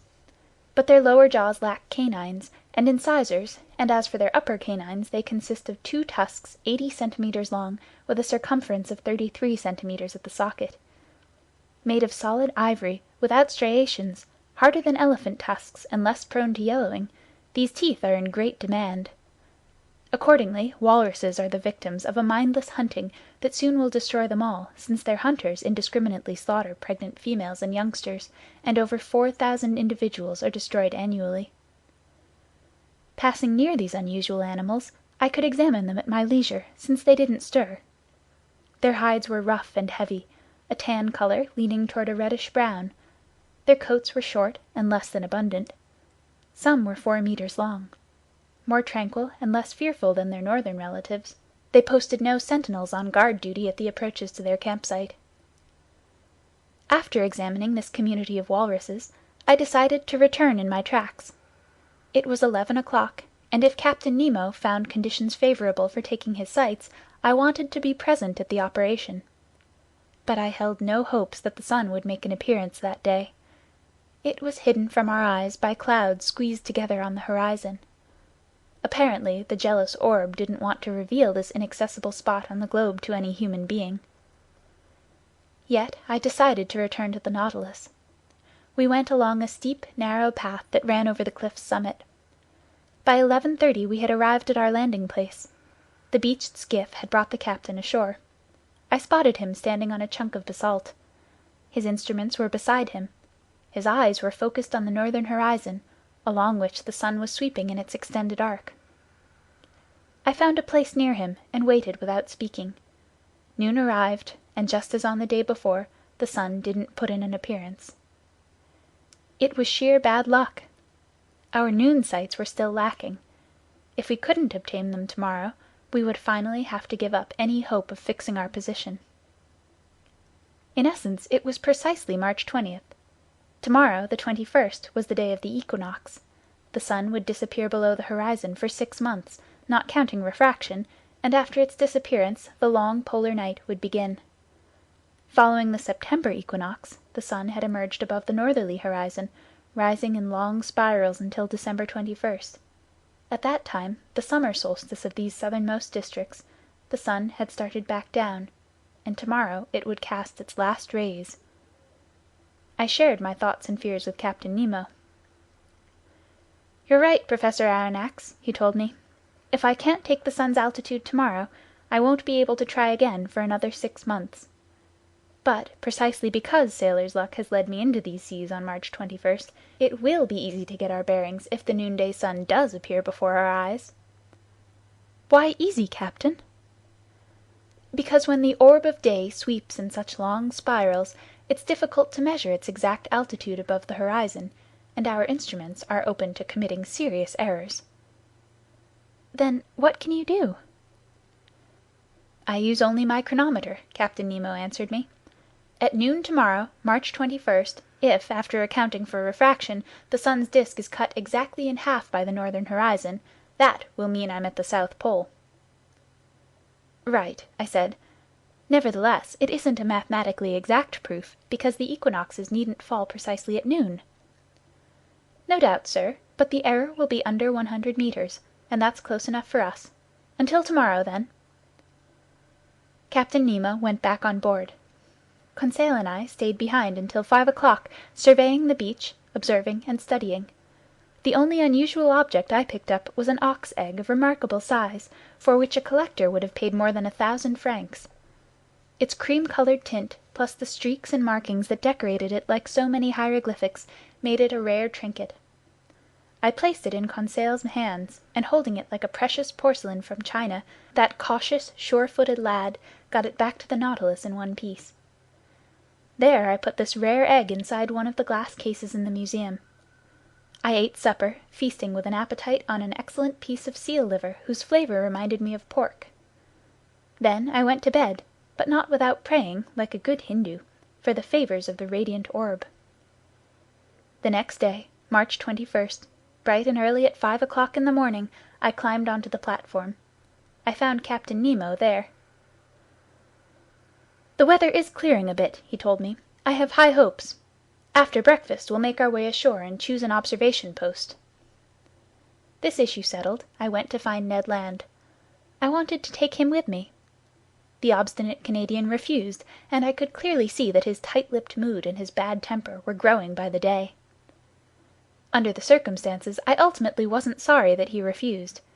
In truth, there were too many seals ashore, and it would never do to expose this impulsive fisherman to such temptations. Breakfast over, I made my way ashore. The Nautilus had gone a few more miles during the night. It lay well out, a good league from the coast, which was crowned by a sharp peak 400 to 500 meters high. In addition to me, the skiff carried Captain Nemo, 2 crewmen, and the instruments, in other words, a chronometer, a spyglass, and a barometer. During our crossing, I saw numerous baleen whales belonging to the 3 species unique to these southernmost seas: the bowhead whale, or right whale according to the English, which has no dorsal fin; the humpback whale, from the genus Balaenoptera, in other words, winged whales, beasts with wrinkled bellies and huge whitish fins that, genus name regardless, do not yet form wings; and the finback whale, yellowish-brown, the swiftest of all cetaceans. This powerful animal is audible from far away when it sends up towering spouts of air and steam that resemble swirls of smoke. Herds of these different mammals were playing about in the tranquil waters, and I could easily see that this Antarctic polar basin now served as a refuge for those cetaceans too relentlessly pursued by hunters.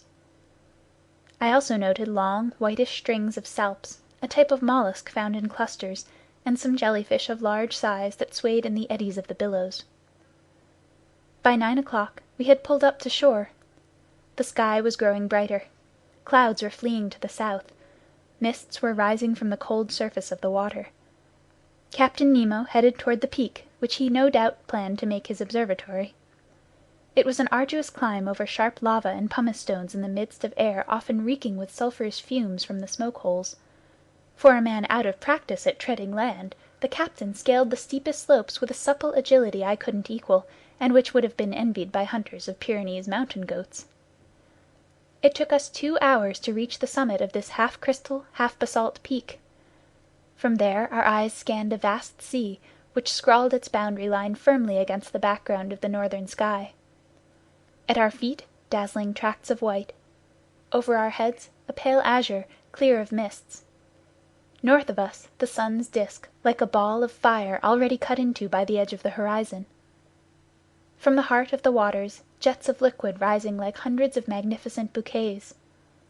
Far off, like a sleeping cetacean, the Nautilus. Behind us, to the south and east, an immense shore, a chaotic heap of rocks and ice whose limits we couldn't see. Arriving at the summit of this peak, Captain Nemo carefully determined its elevation by means of his barometer, since he had to take this factor into account in his noon sights. At 11:45 the sun, by then seen only by refraction, looked like a golden disk, dispersing its last rays over this deserted continent and down to these seas not yet ploughed by the ships of man. Captain Nemo had brought a spyglass with a reticular eyepiece, which corrected the sun's refraction by means of a mirror, and he used it to observe the orb sinking, little by little, along a very extended diagonal that reached below the horizon. I held the chronometer. My heart was pounding mightily. If the lower half of the sun's disk disappeared just as the chronometer said noon, we were right at the pole. "Noon!" I called. "The South Pole," Captain Nemo replied in a solemn voice, handing me the spyglass, which showed the orb of day cut into 2 exactly equal parts by the horizon. I stared at the last rays wreathing this peak, while shadows were gradually climbing its gradients. Just then, resting his hand on my shoulder, Captain Nemo said to me, "In 1600, sir, the Dutchman Gerrit was swept by storms and currents, reaching latitude 64 degrees south and discovering the South Shetland Islands. On January 17th, 1773, the famous Captain Cook went along the 38th meridian, arriving at latitude 67 degrees 30 minutes. And on January 30th, 1774, along the 109th meridian he reached latitude 71 degrees 15 minutes. In 1819 the Russian Bellinghausen lay on the 69th parallel, and in 1821 on the 66th at longitude 111 degrees west. In 1820 the Englishman Bransfield stopped at 65 degrees. That same year the American Morrell, whose reports are dubious, went along the 42nd meridian, finding open sea at latitude 70 degrees 14 minutes. In 1825 the Englishman Powell was unable to get beyond 62 degrees. That same year a humble seal fisherman, the Englishman Weddell, went as far as latitude 72 degrees 14 minutes on the 35th meridian, and as far as 74 degrees 15 minutes on the 36th. In 1829 the Englishman Forster, commander of the Chanticleer, laid claim to the Antarctic continent in latitude 63 degrees 26 minutes and longitude 66 degrees 26 minutes. On February 1st, 1831, the Englishman Biscoe discovered Enderby Land at latitude 68 degrees 50 minutes, Adelaide Land at latitude 67 degrees on February 5th, 1832, and Graham Land at latitude 64 degrees 45 minutes on February 21st. In 1838 the Frenchman Dumont d'Urville stopped at the Ice Bank in latitude 62 degrees 57 minutes, sighting the Louis Philippe Peninsula. On January 21st, 2 years later, at a new southerly position of 66 degrees 30 minutes, he named the Adélie coast, and 8 days later the Claye coast at 64 degrees 40 minutes. In 1838 the American Wilkes advanced as far as the 69th parallel on the 100th meridian. In 1839 the Englishman Balleny discovered the Sabrina coast at the edge of the polar circle. Lastly, on January 12, 1842, with his ships the Erebus and the Terror, the Englishman Sir James Clark Ross found Victoria Land in latitude 70 degrees 56 minutes and longitude 171 degrees 7 minutes east. On the 23rd of that same month he reached the 74th parallel, a position denoting the farthest south attained until then. On the 27th he lay at 76 degrees 8 minutes, on the 28th at 77 degrees 32 minutes, on February 2nd at 78 degrees 4 minutes, and late in 1842 he returned to 71 degrees, but couldn't get beyond it. Well now, in 1868, on this 21st day of March, I myself, Captain Nemo, have reached the South Pole at 90 degrees, and I hereby claim this entire part of the globe, equal to 1/6 of the known continents." "In the name of which sovereign, Captain?" "In my own name, sir." So saying, Captain Nemo unfurled a black flag bearing a gold N on its quartered bunting. Then, turning toward the orb of day, whose last rays were licking at the sea's horizon, "Farewell, O sun!" he called. "Disappear, O radiant orb! Retire beneath this open sea, and let 6 months of night spread their shadows over my new domains." End of chapter 14. 20,000 Leagues Under the Seas by Jules Verne. Part 2, Chapter 15. Accident or Incident. The next day, March 22nd, at 6 o'clock in the morning, preparations for departure began. The last gleams of twilight were melting into the night. The cold was brisk. The constellations were glittering with startling intensity. The wonderful Southern Cross, polar star of the Antarctic regions, twinkled at its zenith. The thermometer marked -12 degrees centigrade, and a fresh breeze left a sharp nip in the air. Ice floes were increasing over the open water. The sea was starting to congeal everywhere. Numerous blackish patches were spreading over its surface, announcing the imminent formation of fresh ice. Obviously, this southernmost basin froze over during its 6-month winter and became utterly inaccessible. What happened to the whales during this period? No doubt they went beneath the ice bank to find more feasible seas. As for seals and walruses, they were accustomed to living in the harshest climates and stayed in these icy waterways.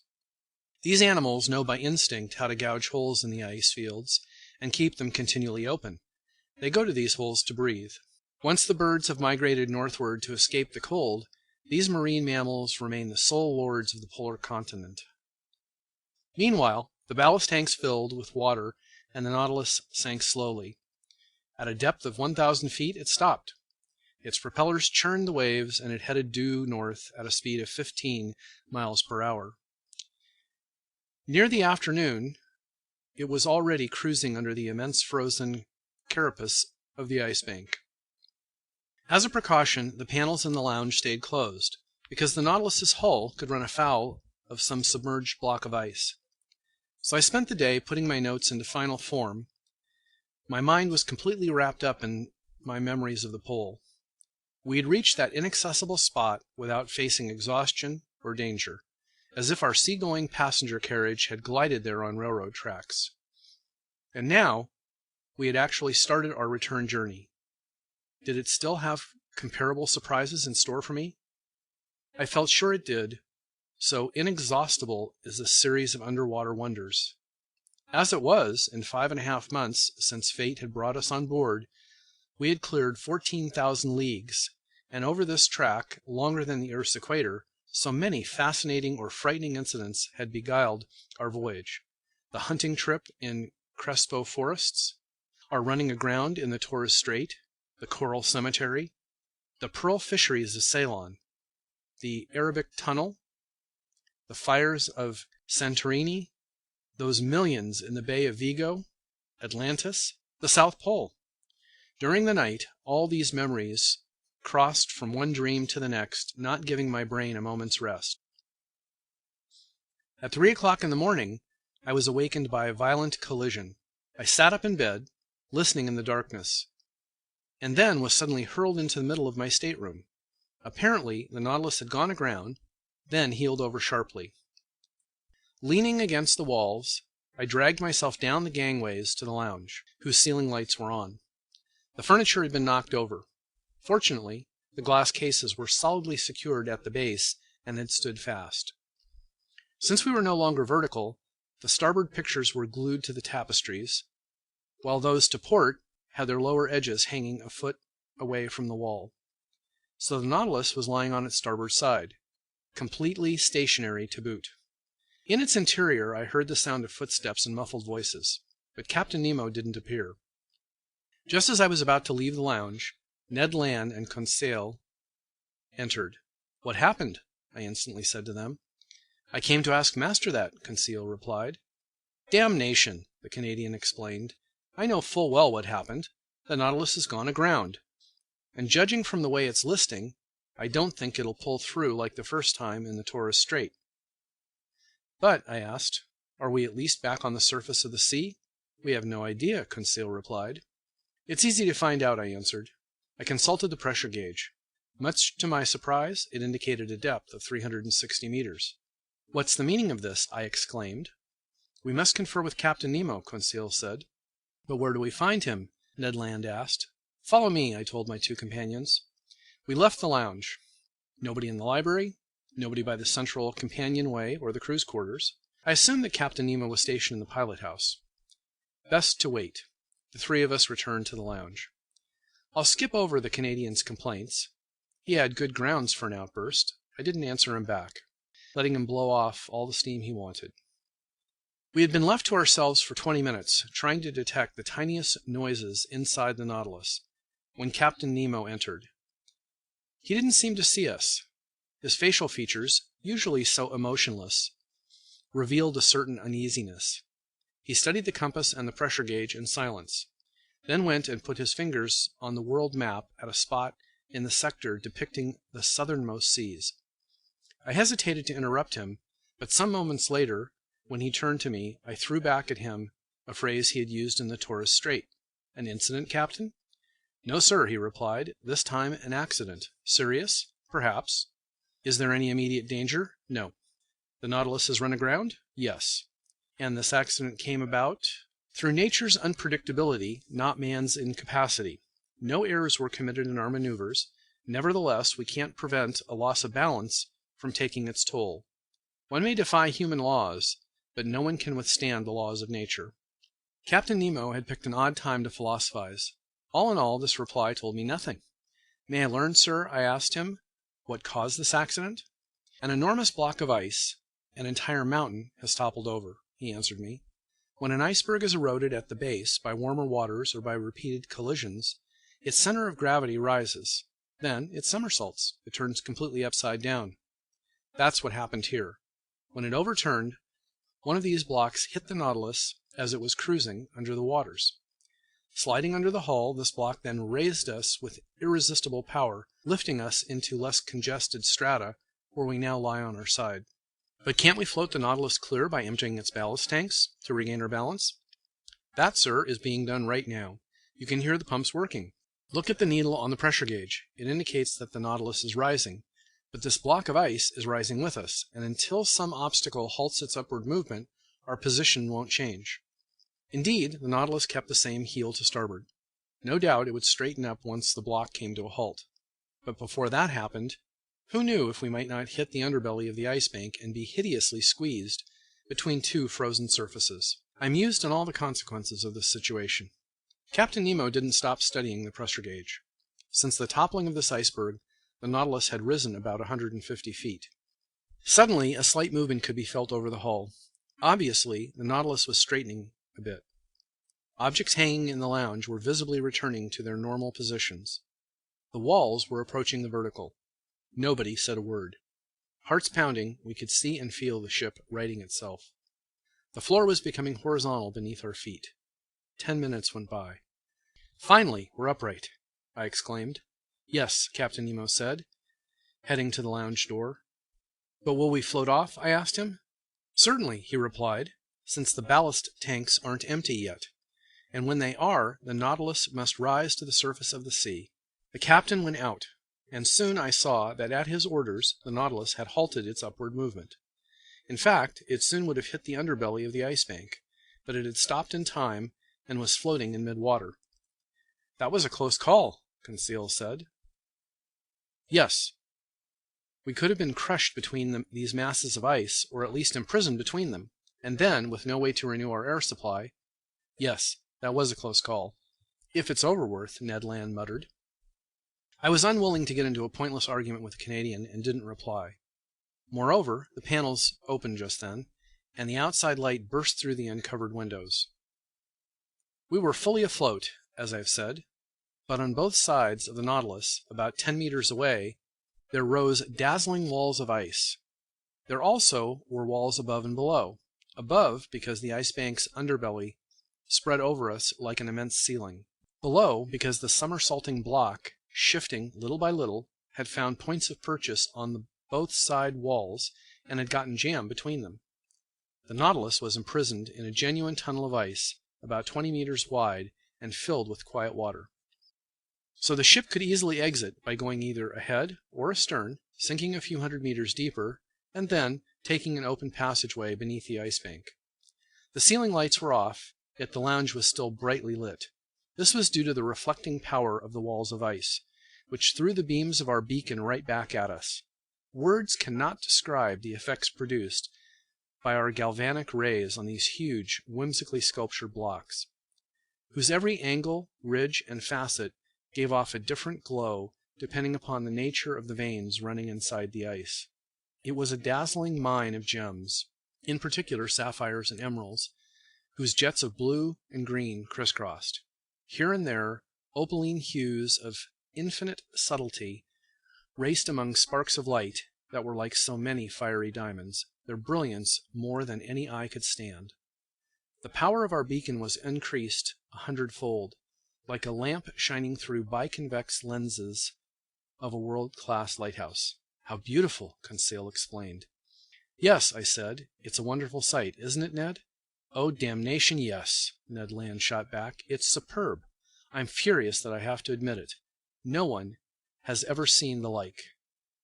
But this sight could cost us dearly, and in all honesty, I think we're looking at things God never intended for human eyes." Ned was right. It was too beautiful. All at once, a yell from Conseil made me turn around. "What is it?" I asked. "Master must close his eyes. Master mustn't look." With that, Conseil clapped his hands over his eyes. "But what's wrong, my boy?" "I've been dazzled, struck blind." Involuntarily, my eyes flew to the window, but I couldn't stand the fire devouring it. I realized what had happened. The Nautilus had just started off at great speed. All the tranquil glimmers of the ice walls had then changed into blazing streaks. The sparkles from these myriad of diamonds were merging with each other. Swept along by its propeller, the Nautilus was traveling through a sheath of flashing light. Then the panels in the lounge closed. We kept our hands over our eyes, which were utterly saturated with those concentric gleams that swirl before the retina when the sunlight strikes too intensely. It took some time to calm our troubled vision. Finally, we lowered our hands. "Ye gods, I never would have believed it," Conseil said. "And I still don't believe it," the Canadian shot back. "When we return to shore, jaded from all these wonders," Conseil added, "think how we'll look down on those pitiful land masses, those puny works of man. No, the civilized world won't be good enough for us." Such words from the lips of this emotionless Flemish boy showed that our enthusiasm was near the boiling point. But the Canadian didn't fail to throw his dram of cold water over us. "The civilized world," he said, shaking his head. "Don't worry, Conseil, my friend. We're never going back to that world." By this point, it was 5 o'clock in the morning. Just then there was a collision in the Nautilus's bow.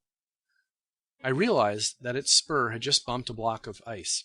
It must have been a faulty maneuver, because this underwater tunnel was obstructed by such blocks and didn't make for easy navigating.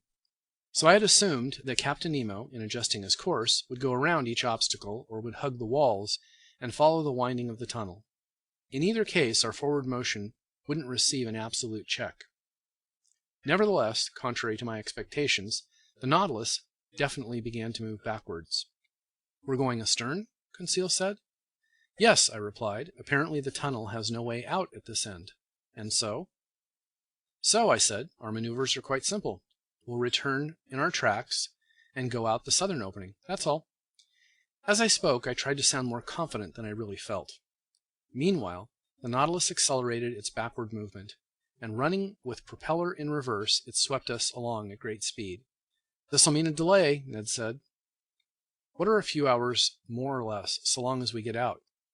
"Yes," Ned Land repeated, "so long as we get out." I strolled for a little while from the lounge into the library. My companions kept their seats and didn't move. Soon I threw myself down on a couch and picked up a book, which my eyes skimmed mechanically.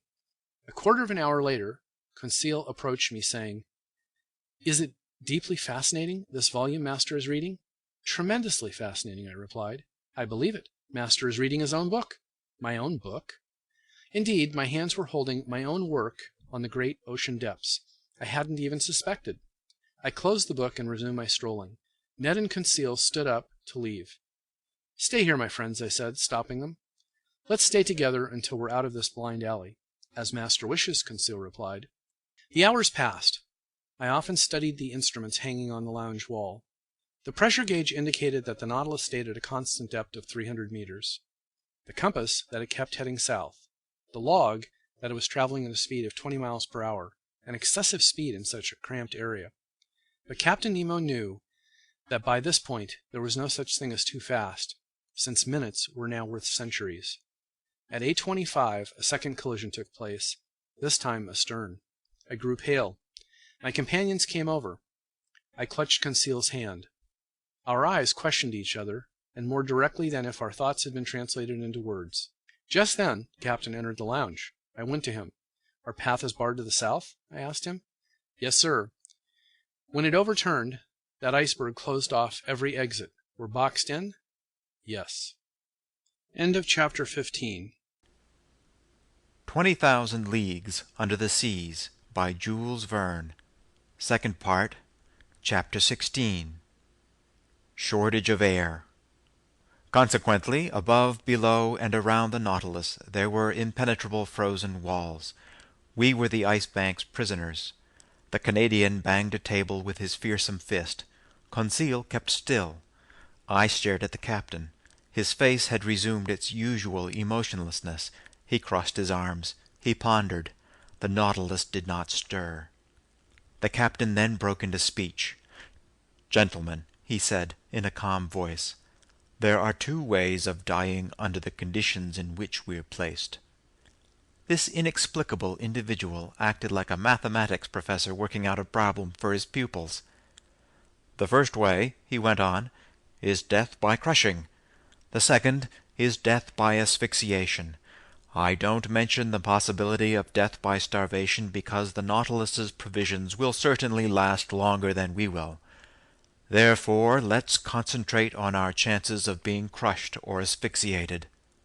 "As for asphyxiation, Captain," I replied, "that isn't a cause for alarm because the air tanks are full." "True," Captain Nemo went on, "but they'll supply air for only 2 days. Now then, we've been buried beneath the waters for 36 hours, and the Nautilus's heavy atmosphere already needs renewing.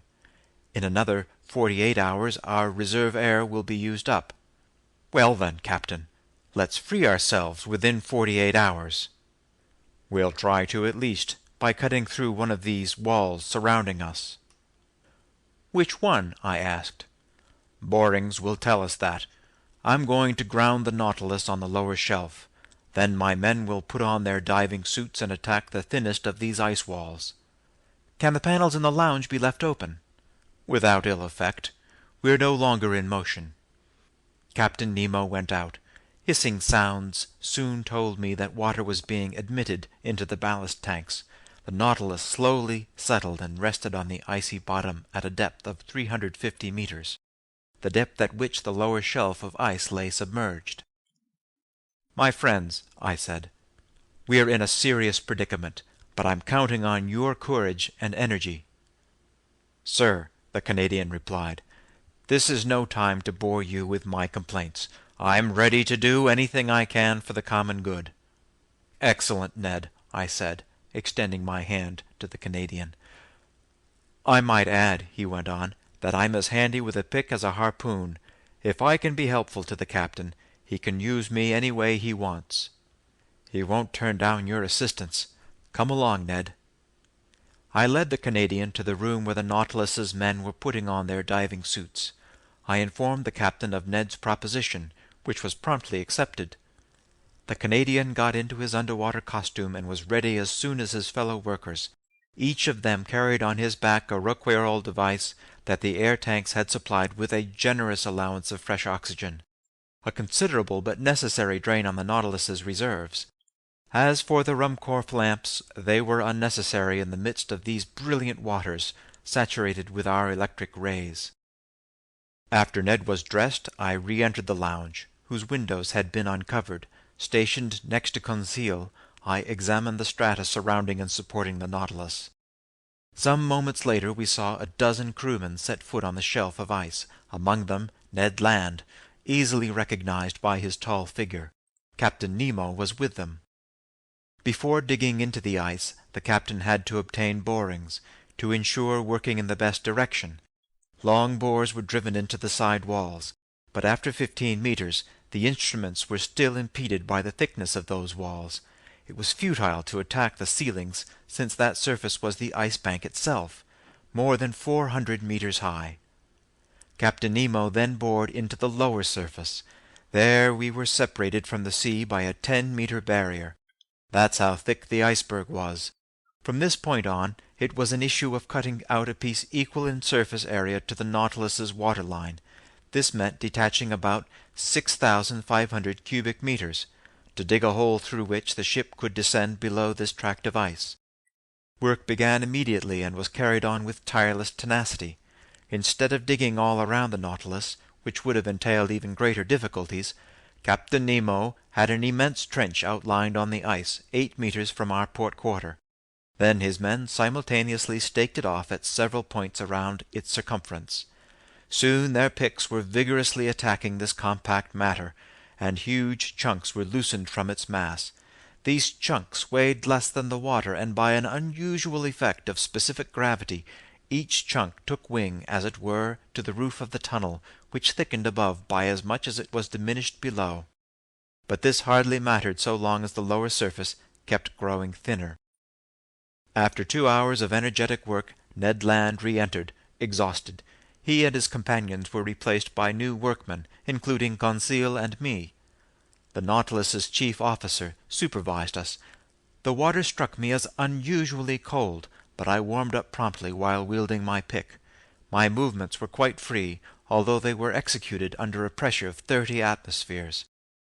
After 2 hours of work, Re-entering to snatch some food and rest, I found a noticeable difference between the clean, elastic fluid supplied me by the Roquayrol device and the Nautilus's atmosphere, which was already charged with carbon dioxide. The air hadn't been renewed in 48 hours, and its life-giving qualities were considerably weakened.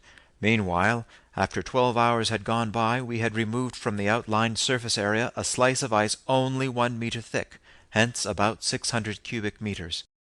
Assuming the same work would be accomplished every 12 hours, it would still take 5 nights and 4 days to see the undertaking through to completion. 5 nights and 4 days, I told my companions, and we have oxygen in the air tanks for only 2 days.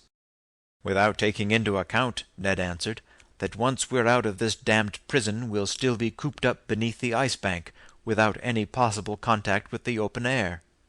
An apt remark, for who could predict the minimum time we would need to free ourselves? Before the Nautilus could return to the surface of the waves, couldn't we all die of asphyxiation? Were this ship and everyone on board doomed to perish in this tomb of ice? It was a dreadful state of affairs, but we faced it head-on, each one of us determined to do his duty to the end. During the night, in line with my forecasts, a new 1-meter slice was removed from this immense socket. But in the morning, wearing my diving suit, I was crossing through the liquid mass in a temperature of -6 degrees to -7 degrees centigrade, when I noted that little by little the side walls were closing in on each other. The liquid strata farthest from the trench, not warmed by the movements of workmen and tools, were showing a tendency to solidify. In the face of this imminent new danger, what would happen to our chances for salvation, and how could we prevent this liquid medium from solidifying, then cracking the Nautilus's hull like glass? I didn't tell my 2 companions about this new danger. There was no point in dampening the energy they were putting into our arduous rescue work, but when I returned on board, I mentioned this serious complication to Captain Nemo. "I know," he told me, in that calm tone the most dreadful outlook couldn't change. "It's one more danger, but I don't know any way of warding it off. Our sole chance of salvation is to work faster than the water solidifies.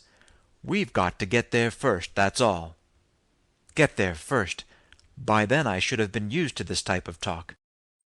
For several hours that day I wielded my pick doggedly. The work kept me going. Besides, working meant leaving the Nautilus, which meant breathing the clean oxygen drawn from the air tanks and supplied by our equipment, which meant leaving the thin, foul air behind. Near evening 1 more meter had been dug from the trench. When I returned on board, I was well nigh asphyxiated by the carbon dioxide saturating the air. Oh, if only we had the chemical methods that would enable us to drive out this noxious gas! There was no lack of oxygen. All this water contained a considerable amount, and after it was decomposed by our powerful batteries, this life-giving elastic fluid could have been restored to us. I had thought it all out, but to no avail, because the carbon dioxide produced by our breathing permeated every part of the ship. To absorb it, we would need to fill containers with potassium hydroxide and shake them continually. But this substance was missing on board, and nothing else could replace it.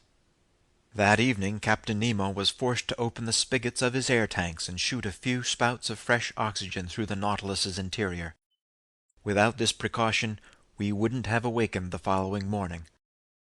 The next day, March 26, I returned to my miner's trade, working to remove the 5th meter. The ice banks, side walls, and underbelly had visibly thickened. Obviously they would come together before the Nautilus could break free. For an instant I was gripped by despair. My pick nearly slipped from my hands.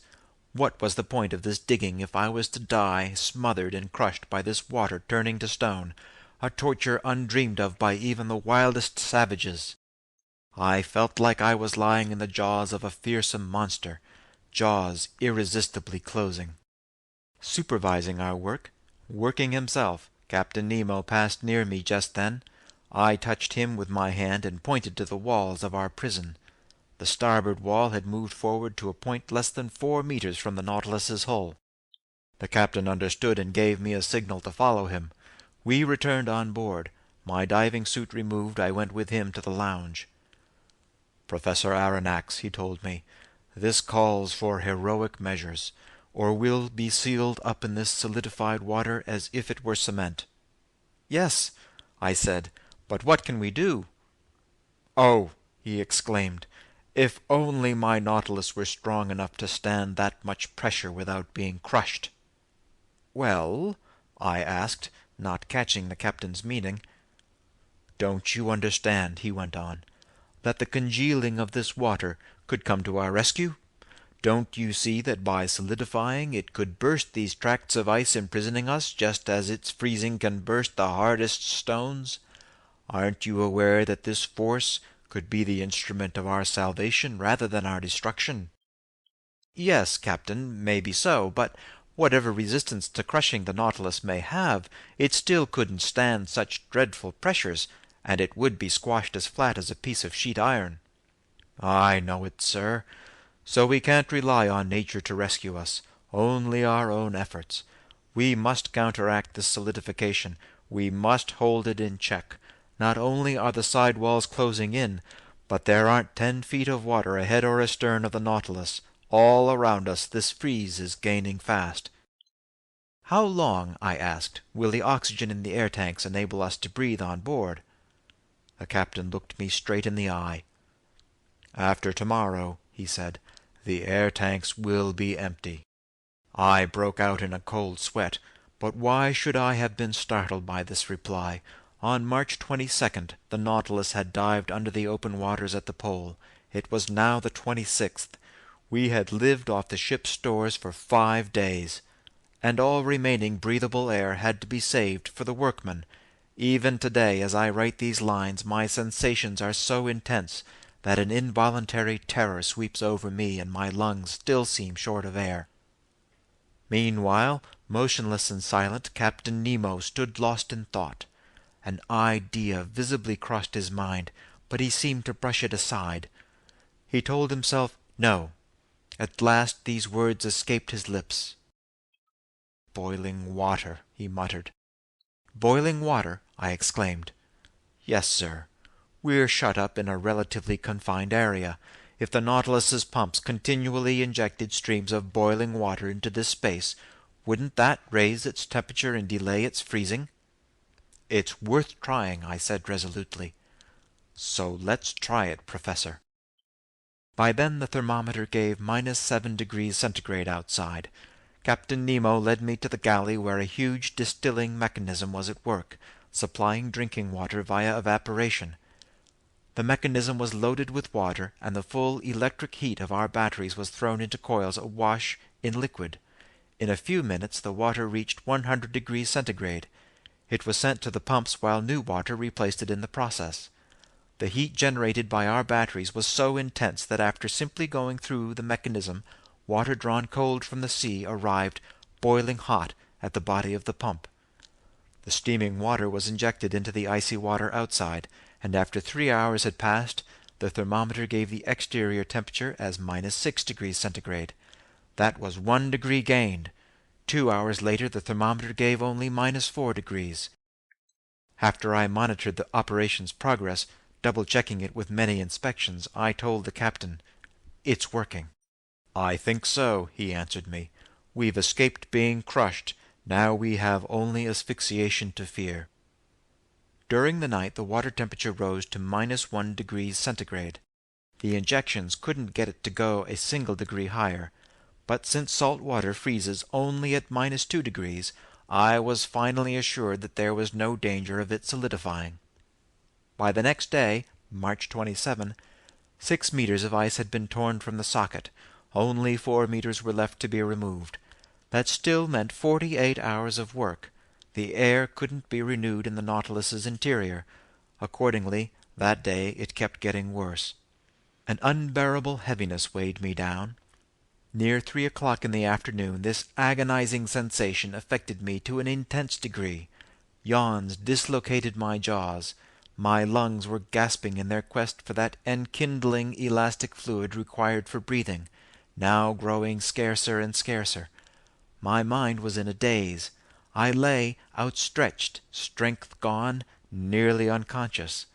My gallant Conseil felt the same symptoms, suffered the same sufferings, yet never left my side. He held my hand, he kept encouraging me, and I even heard him mutter, "Oh, if only I didn't have to breathe, to leave more air for master." It brought tears to my eyes to hear him say these words. Since conditions inside were universally unbearable, how eagerly, how happily we put on our diving suits to take turns working! Picks rang out on that bed of ice, arms grew weary, hands were rubbed raw, but who cared about exhaustion? What difference were wounds? Life-sustaining air reached our lungs. We could breathe. We could breathe.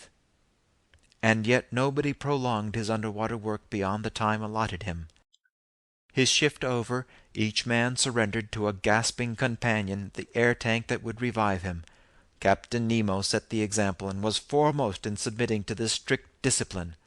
When his time was up, he yielded his equipment to another and re-entered the foul air on board, always calm, unflinching, and uncomplaining. That day the usual work was accomplished with even greater energy. Over the whole surface area only 2 meters were left to be removed. Only 2 meters separated us from the open sea, but the ship's air tanks were nearly empty. The little air that remained had to be saved for the workmen, not an atom for the Nautilus. When I returned on board, I felt half suffocated. What a night! I'm unable to depict it. Such sufferings are indescribable. The next day I was short-winded. Headaches and staggering fits of dizziness made me reel like a drunk. My companions were experiencing the same symptoms.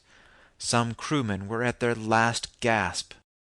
That day, the 6th of our imprisonment, Captain Nemo concluded that picks and mattocks were too slow to deal with the ice layer still separating us from open water, and he decided to crush this layer.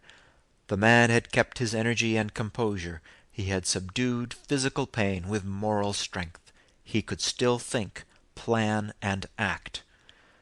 At his orders, the craft was eased off. In other words, it was raised from its icy bed by a change in its specific gravity. When it was afloat, the crew towed it, leading it right above the immense trench outlined to match the ship's waterline. Next, the ballast tanks filled with water. The boat sank and was fitted into its socket. Just then the whole crew returned on board, and the double outside door was closed. By this point the Nautilus was resting on a bed of ice only 1 meter thick, and drilled by bores in 1,000 places. The stopcocks of the ballast tanks were then opened wide, and 100 cubic meters of water rushed in, increasing the Nautilus's weight by 100,000 kilograms. We waited, we listened, we forgot our sufferings. We hoped once more we had staked our salvation on this one last gamble. Despite the buzzing in my head, I soon could hear vibrations under the Nautilus's hull. We tilted. The ice cracked with an odd ripping sound like paper tearing, and the Nautilus began settling downward. "We're going through," Conseil muttered in my ear.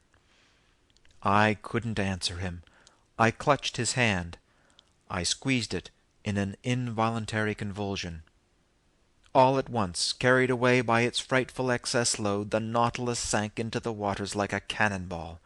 In other words, dropping as if in a vacuum.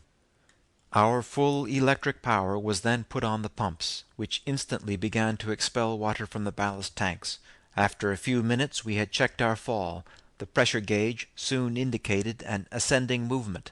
Brought to full speed, the propeller made the sheet iron hull tremble down to its rivets, and we sped northward. But how long would it take to navigate under the ice bank to the open sea? Another day? I would be dead first. Half lying on a couch in the library, I was suffocating. My face was purple, my lips blue, my faculties in abeyance. I could no longer see or hear. I had lost all sense of time. My muscles had no power to contract. I'm unable to estimate the hours that passed in this way, but I was aware that my death throes had begun. I realized that I was about to die. Suddenly I regained consciousness. A few whiffs of air had entered my lungs, Had we risen to the surface of the waves? Had we cleared the ice bank?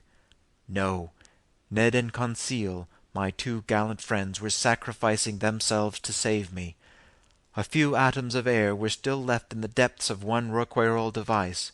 Instead of breathing it themselves, they had saved it for me, and while they were suffocating, they poured life into me drop by drop.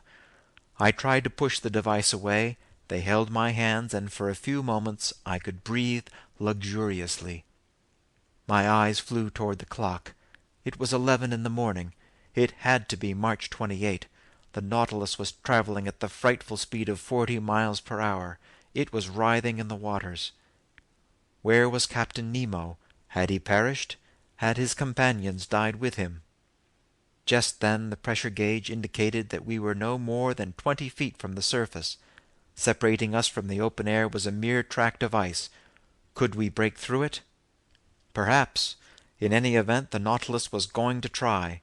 In fact, I could feel it assuming an oblique position, lowering its stern and raising its spur. The admission of additional water was enough to shift its balance. Then, driven by its powerful propeller, it attacked this ice field from below like a fearsome battering ram. It split the barrier little by little, backing up, then putting on full speed against the punctured tract of ice, and finally, carried away by its supreme momentum, it lunged through and onto this frozen surface, crushing the ice beneath its weight. The hatches were opened, or torn off if you prefer, and waves of clean air were admitted into every part of the Nautilus. End of Chapter 16. 20,000 Leagues Under the Seas, by Jules Verne, Second Part, Chapter 17. From Cape Horn to the Amazon. How I got onto the platform I'm unable to say. Perhaps the Canadian transferred me there, but I could breathe. I could inhale the life-giving sea air. Next to me, my two companions were getting tipsy on the fresh oxygen particles.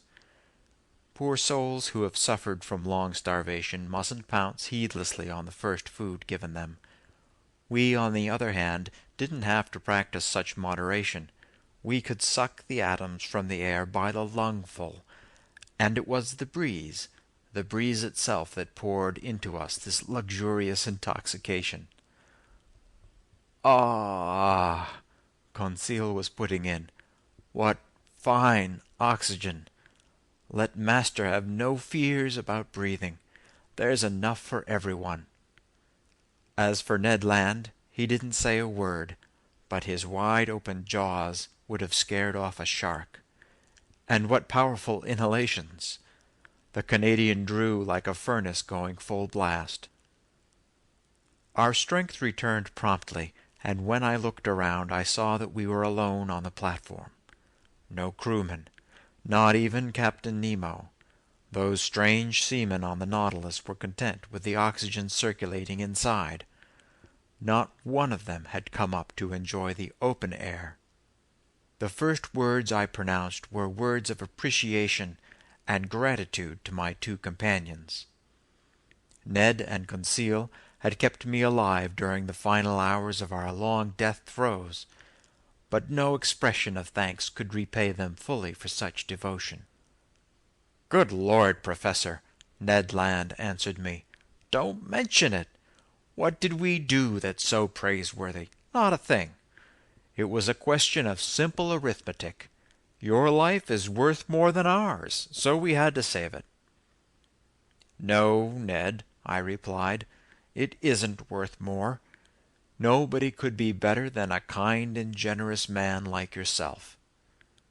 All right, the Canadian repeated in embarrassment. "And you, my gallant Conseil, you suffered a great deal." "Not too much, to be candid with master. I was lacking a few throatfuls of air, but I would have gotten by. Besides, when I saw master fainting, it left me without the slightest desire to breathe. It took my breath away in a manner of—" Confounded by this lapse into banality, Conseil left his sentence hanging.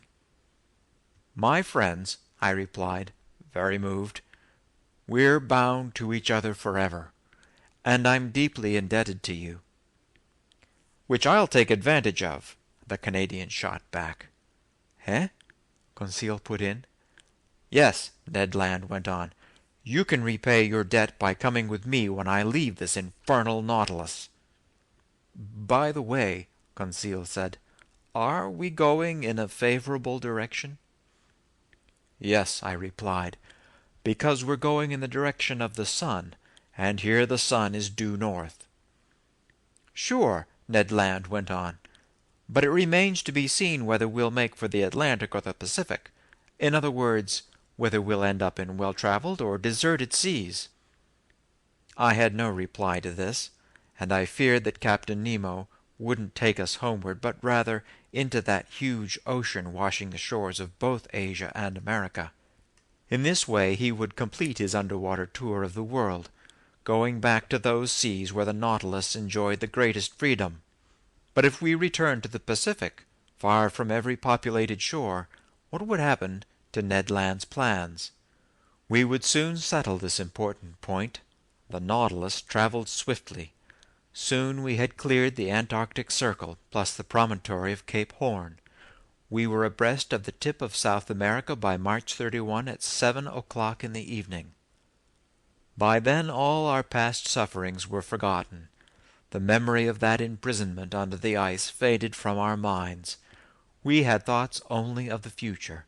Captain Nemo no longer appeared, neither in the lounge nor on the platform. The positions reported each day on the world map were put there by the chief officer, and they enabled me to determine the Nautilus's exact heading. Now then, that evening, it became obvious, much to my satisfaction, that we were returning north by the Atlantic route. I shared the results of my observations with the Canadian and Conseil. "That's good news," the Canadian replied. "But where's the Nautilus going?" "I'm unable to say, Ned." "After the South Pole, does our captain want to tackle the North Pole, then go back to the Pacific by the notorious Northwest Passage?" "I wouldn't double dare him," Conseil replied. "Ah, well," the Canadian said, "we'll give him the slip long before then." "In any event," Conseil added, "he's a superman, that Captain Nemo, and we'll never regret having known him." "Especially once we've left him," Ned Land shot back. The next day, April 1, when the Nautilus rose to the surface of the waves a few minutes before noon, we raised land to the west. It was Tierra del Fuego, the Land of Fire, a name given it by early navigators after they saw numerous curls of smoke rising from the natives' huts. This Land of Fire forms a huge cluster of islands over 30 leagues long and 80 leagues wide, extending between latitudes 53 degrees and 56 degrees south, and between longitude 67 degrees 50 minutes and 77 degrees 15 minutes west. Its coastline looked flat, but high mountains rose in the distance. I even thought I glimpsed Mount Sarmiento, whose elevation is 2,070 meters above sea level, a pyramid-shaped block of shale, with a very sharp summit, which, depending on whether it's clear or veiled in vapor, predicts fair weather or foul, as Ned Land told me. "A first-class barometer, my friend." "Yes, sir, a natural barometer that didn't let me down when I navigated the narrows of the Strait of Magellan." Just then its peak appeared before us, standing out distinctly against the background of the skies. This forecast fair weather, and so it proved. Going back under the waters, the Nautilus drew near the coast, cruising along it for only a few miles. Through the lounge windows I could see long creepers and gigantic fucus plants, bulb-bearing seaweed of which the open sea at the pole had revealed a few specimens. With their smooth, viscous filaments, they measured as much as 300 meters long, genuine cables more than an inch thick and very tough. They're often used as mooring lines for ships. Another weed, known by the name velp, and boasting 4-foot leaves, was crammed into the coral concretions and carpeted the ocean floor. It served as both nest and nourishment for myriads of crustaceans and mollusks, for crabs and cuttlefish. Here seals and otters could indulge in a sumptuous meal, mixing meat from fish with vegetables from the sea, like the English with their Irish stews. The Nautilus passed over these lush, luxuriant depths with tremendous speed. Near evening it approached the Falkland Islands, whose rugged summits I recognized the next day. The sea was of moderate depth, so, not without good reason, I assumed that these two islands, plus the many islets surrounding them, used to be part of the Magellan coastline. The Falkland Islands were probably discovered by the famous navigator John Davis, who gave them the name Davis Southern Islands. Later, Sir Richard Hawkins called them the Maiden Land, after the Blessed Virgin. Subsequently, at the beginning of the 18th century, they were named the Malouines by fishermen from St. Malo in Brittany, then finally dubbed the Falklands by the English, to whom they belong today. In these waterways our nets brought up fine samples of algae, in particular certain fucus plants whose roots were laden with the world's best mussels. Geese and duck alighted by the dozens on the platforms and soon took their places in the ship's pantry. As for fish, I specifically observed some bony fish belonging to the goby genus, especially some gudgeon 2 decimeters long, sprinkled with whitish and yellow spots. I likewise marveled at the numerous medusas, including the most beautiful of their breed, the compass jellyfish, unique to the Falkland seas. Some of these jellyfish were shaped like very smooth, semi-spheric parasols with russet stripes and fringes of 12 neat festoons. Others looked like upside-down baskets from which wide leaves and long red twigs were gracefully trailing. They swam with quiverings of their 4 leaf-like arms, letting the opulent tresses of their tentacles dangle in the drift. I wanted to preserve a few specimens of these delicate zoophytes, but they were merely clouds, shadows, illusions melting and evaporating outside their native element. When the last tips of the Falkland Islands had disappeared below the horizon, the Nautilus submerged to a depth of between 20 and 25 meters, and went along the South American coast. Captain Nemo didn't put in an appearance. We didn't leave these Patagonian waterways until April 3, sometimes cruising under the ocean, sometimes on its surface. The Nautilus passed the wide estuary formed by the mouth of the Rio de la Plata, and on April 4 we lay abreast of Uruguay, albeit 50 miles out. Keeping to its northerly heading, it followed the long windings of South America. By then we had fared 16,000 leagues since coming on board in the seas of Japan. Near 11 o'clock in the morning we cut the Tropic of Capricorn on the 37th meridian, passing well out from Cape Frio. Much to Ned Land's displeasure, Captain Nemo had no liking for the neighborhood of Brazil's populous shores, because he shot by with dizzying speed. Not even the swiftest fish or birds could keep up with us, and the natural curiosities in these seas completely eluded our observation. This speed was maintained for several days, and on the evening of April 9 we raised South America's easternmost tip, Cape São Roque. But then the Nautilus veered away again and went looking for the lowest depths of an underwater valley gouged between this cape and Sierra Leone on the coast of Africa. Abreast of the West Indies, this valley forks into 2 arms, and to the north it ends in an enormous depression 9,000 meters deep. From this locality to the Lesser Antilles, the ocean's geologic profile features a steeply cut cliff, 6 kilometers high, and abreast of the Cape Verde Islands. There's another wall just as imposing. Together these 2 barricades confine the whole submerged continent of Atlantis. The floor of this immense valley is made picturesque by mountains that furnish these underwater depths with scenic views. This description is based mostly on certain hand-drawn charts kept in the Nautilus's library, charts obviously rendered by Captain Nemo himself, from his own personal observations. For 2 days we visited these deep and deserted waters by means of our slanting fins. The Nautilus would do long diagonal dives that took us to every level, but on April 11 it rose suddenly, and the shore reappeared at the mouth of the Amazon River, a huge estuary whose outflow is so considerable it desalts the sea over an area of several leagues. We cut the equator. 20 miles to the west lay Guiana, French territory, where we could easily have taken refuge. But the wind was blowing a strong gust, and the furious billows would not allow us to face them in a mere skiff. No doubt Ned Land understood this, because he said nothing to me. For my part, I made no allusion to his escape plans, because I didn't want to push him into an attempt that was certain to misfire. I was readily compensated for this delay by fascinating research.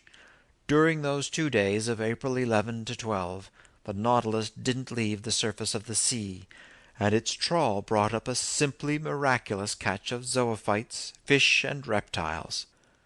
Some zoophytes were dredged up by the chain of our trawl.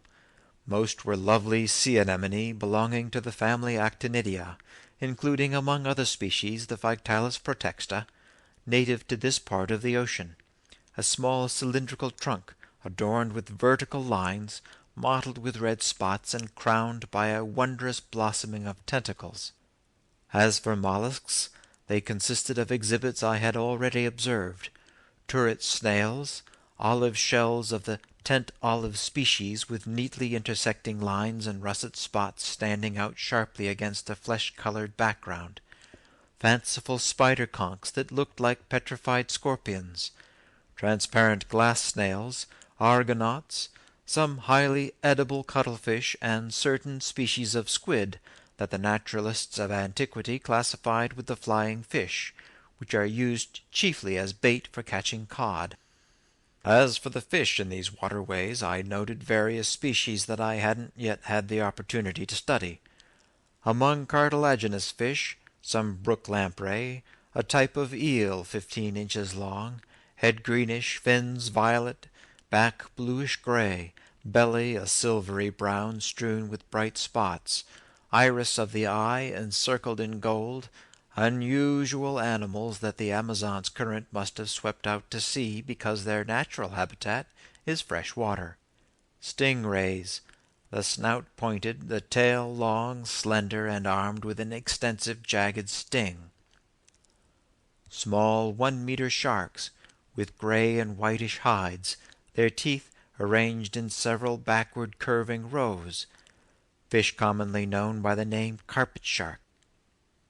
Batfish, a sort of reddish isosceles triangle, 1/2 meter long, whose pectoral fins are attached by fleshy extensions that make these fish look like bats, although an appendage made of horn, located near the nostrils, earns them the nickname of sea unicorns.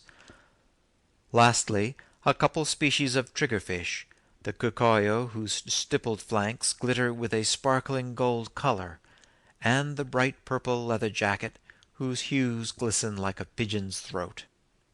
I'll finish up this catalogue, a little dry but quite accurate, with the series of bony fish I observed.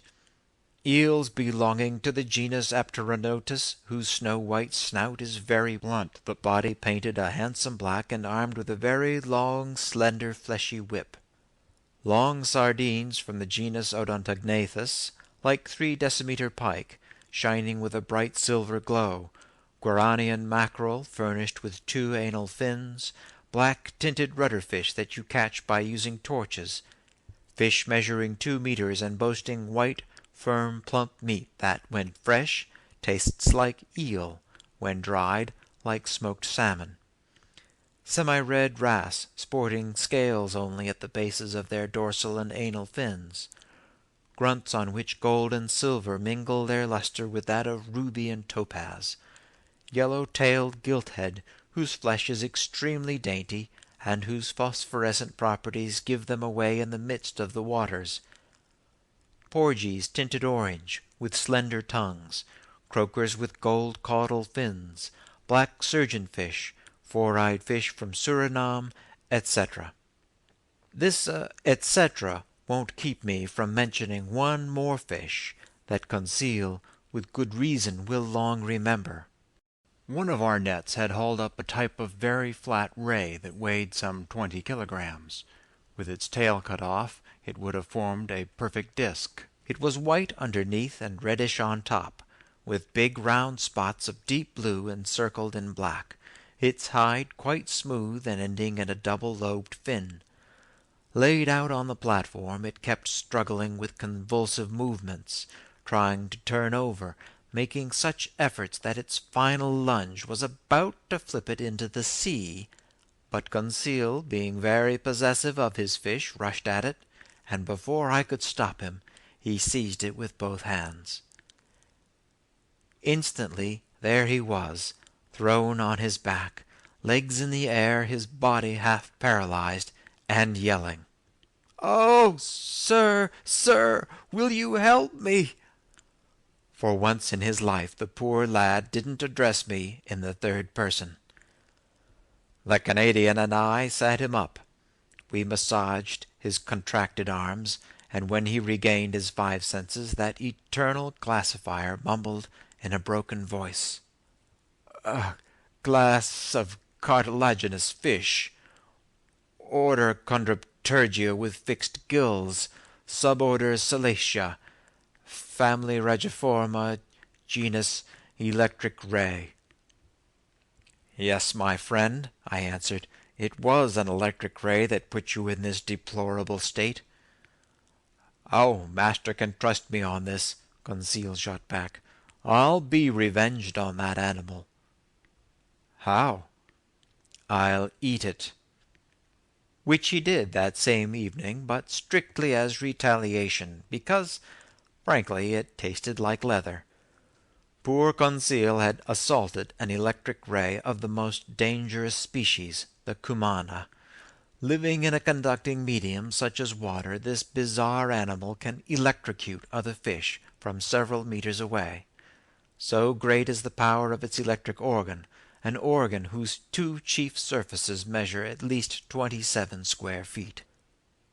During the course of the next day, April 12, the Nautilus drew near the coast of Dutch Guiana, by the mouth of the Maroni River. There several groups of sea cows were living in family units. These were manatees, which belonged to the order Sirenia. Like the dugong and Steller's sea cow, harmless and unaggressive, these fine animals were 6 to 7 meters long, and must have weighed at least 4,000 kilograms each. I told Ned Land and Conseil that far-seeing nature had given these mammals a major role to play. In essence, manatees, like seals, are designed to graze the underwater prairies, destroying the clusters of weeds that obstruct the mouths of tropical rivers. "And do you know," I added, "what happened since man has almost completely wiped out these beneficial races? Rotting weeds have poisoned the air, and this poisoned air causes the yellow fever that devastates these wonderful countries.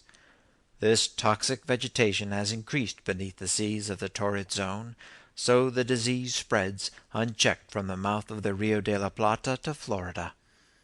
And if Professor Toussaint is correct, this plague is nothing compared to the scourge that will strike our descendants once the seas are depopulated of whales and seals. By then, crowded with jellyfish, squid, and other devilfish, the oceans will have become huge centers of infection, because their waves will no longer possess these huge stomachs that God has entrusted with scouring the surface of the sea. Meanwhile, without scorning these theories, the Nautilus's crew captured 6 manatees. In essence, it was an issue of stocking the larder with excellent red meat, even better than beef or veal. Their hunting was not a fascinating sport. The manatees let themselves be struck down without offering any resistance. Several thousand kilos of meat were hauled below to be dried and stored. The same day an odd fishing practice further increased the Nautilus's stores, so full of game were these seas. Our trawl brought up in its meshes a number of fish whose heads were topped by little oval slabs with fleshy edges. These were suckerfish, from the third family of the Sabrachian Malacopterygia. These flat discs on their heads consist of crosswise plates of movable cartilage, between which the animals can create a vacuum, enabling them to stick to objects like suction cups. The remoras I had observed in the Mediterranean were related to this species, but the creature at issue here was an Echeneis osteochara, unique to this sea. Right after catching them, our seamen dropped them in buckets of water. Its fishing finished, the Nautilus drew nearer to the coast. In this locality a number of sea turtles were sleeping on the surface of the waves. It would have been difficult to capture these valuable reptiles because they wake up at the slightest sound, and their solid carapaces are harpoon-proof. But our suckerfish would effect their capture with extraordinary certainty and precision. In truth, this animal is a living fishhook, promising wealth and happiness to the greenest fishermen in the business. The Nautilus's men attached to each fish's tail a ring that was big enough not to hamper its movements, and to this ring a long rope whose other end was moored on board. Thrown into the sea, the suckerfish immediately began to play their roles, going and fastening themselves onto the breastplates of the turtles. Their tenacity was so great they would rip apart rather than let go. They were hauled in, still sticking to the turtles that came aboard with them. In this way we caught several loggerheads, reptiles a meter wide and weighing 200 kilos. They're extremely valuable because of their carapaces, which are covered with big slabs of horn, thin, brown, transparent, with white and yellow markings. Besides, they were excellent from an edible viewpoint, with an exquisite flavor comparable to the green turtle. This fishing ended our stay in the waterways of the Amazon, and that evening the Nautilus took to the high seas once more. End of chapter 17.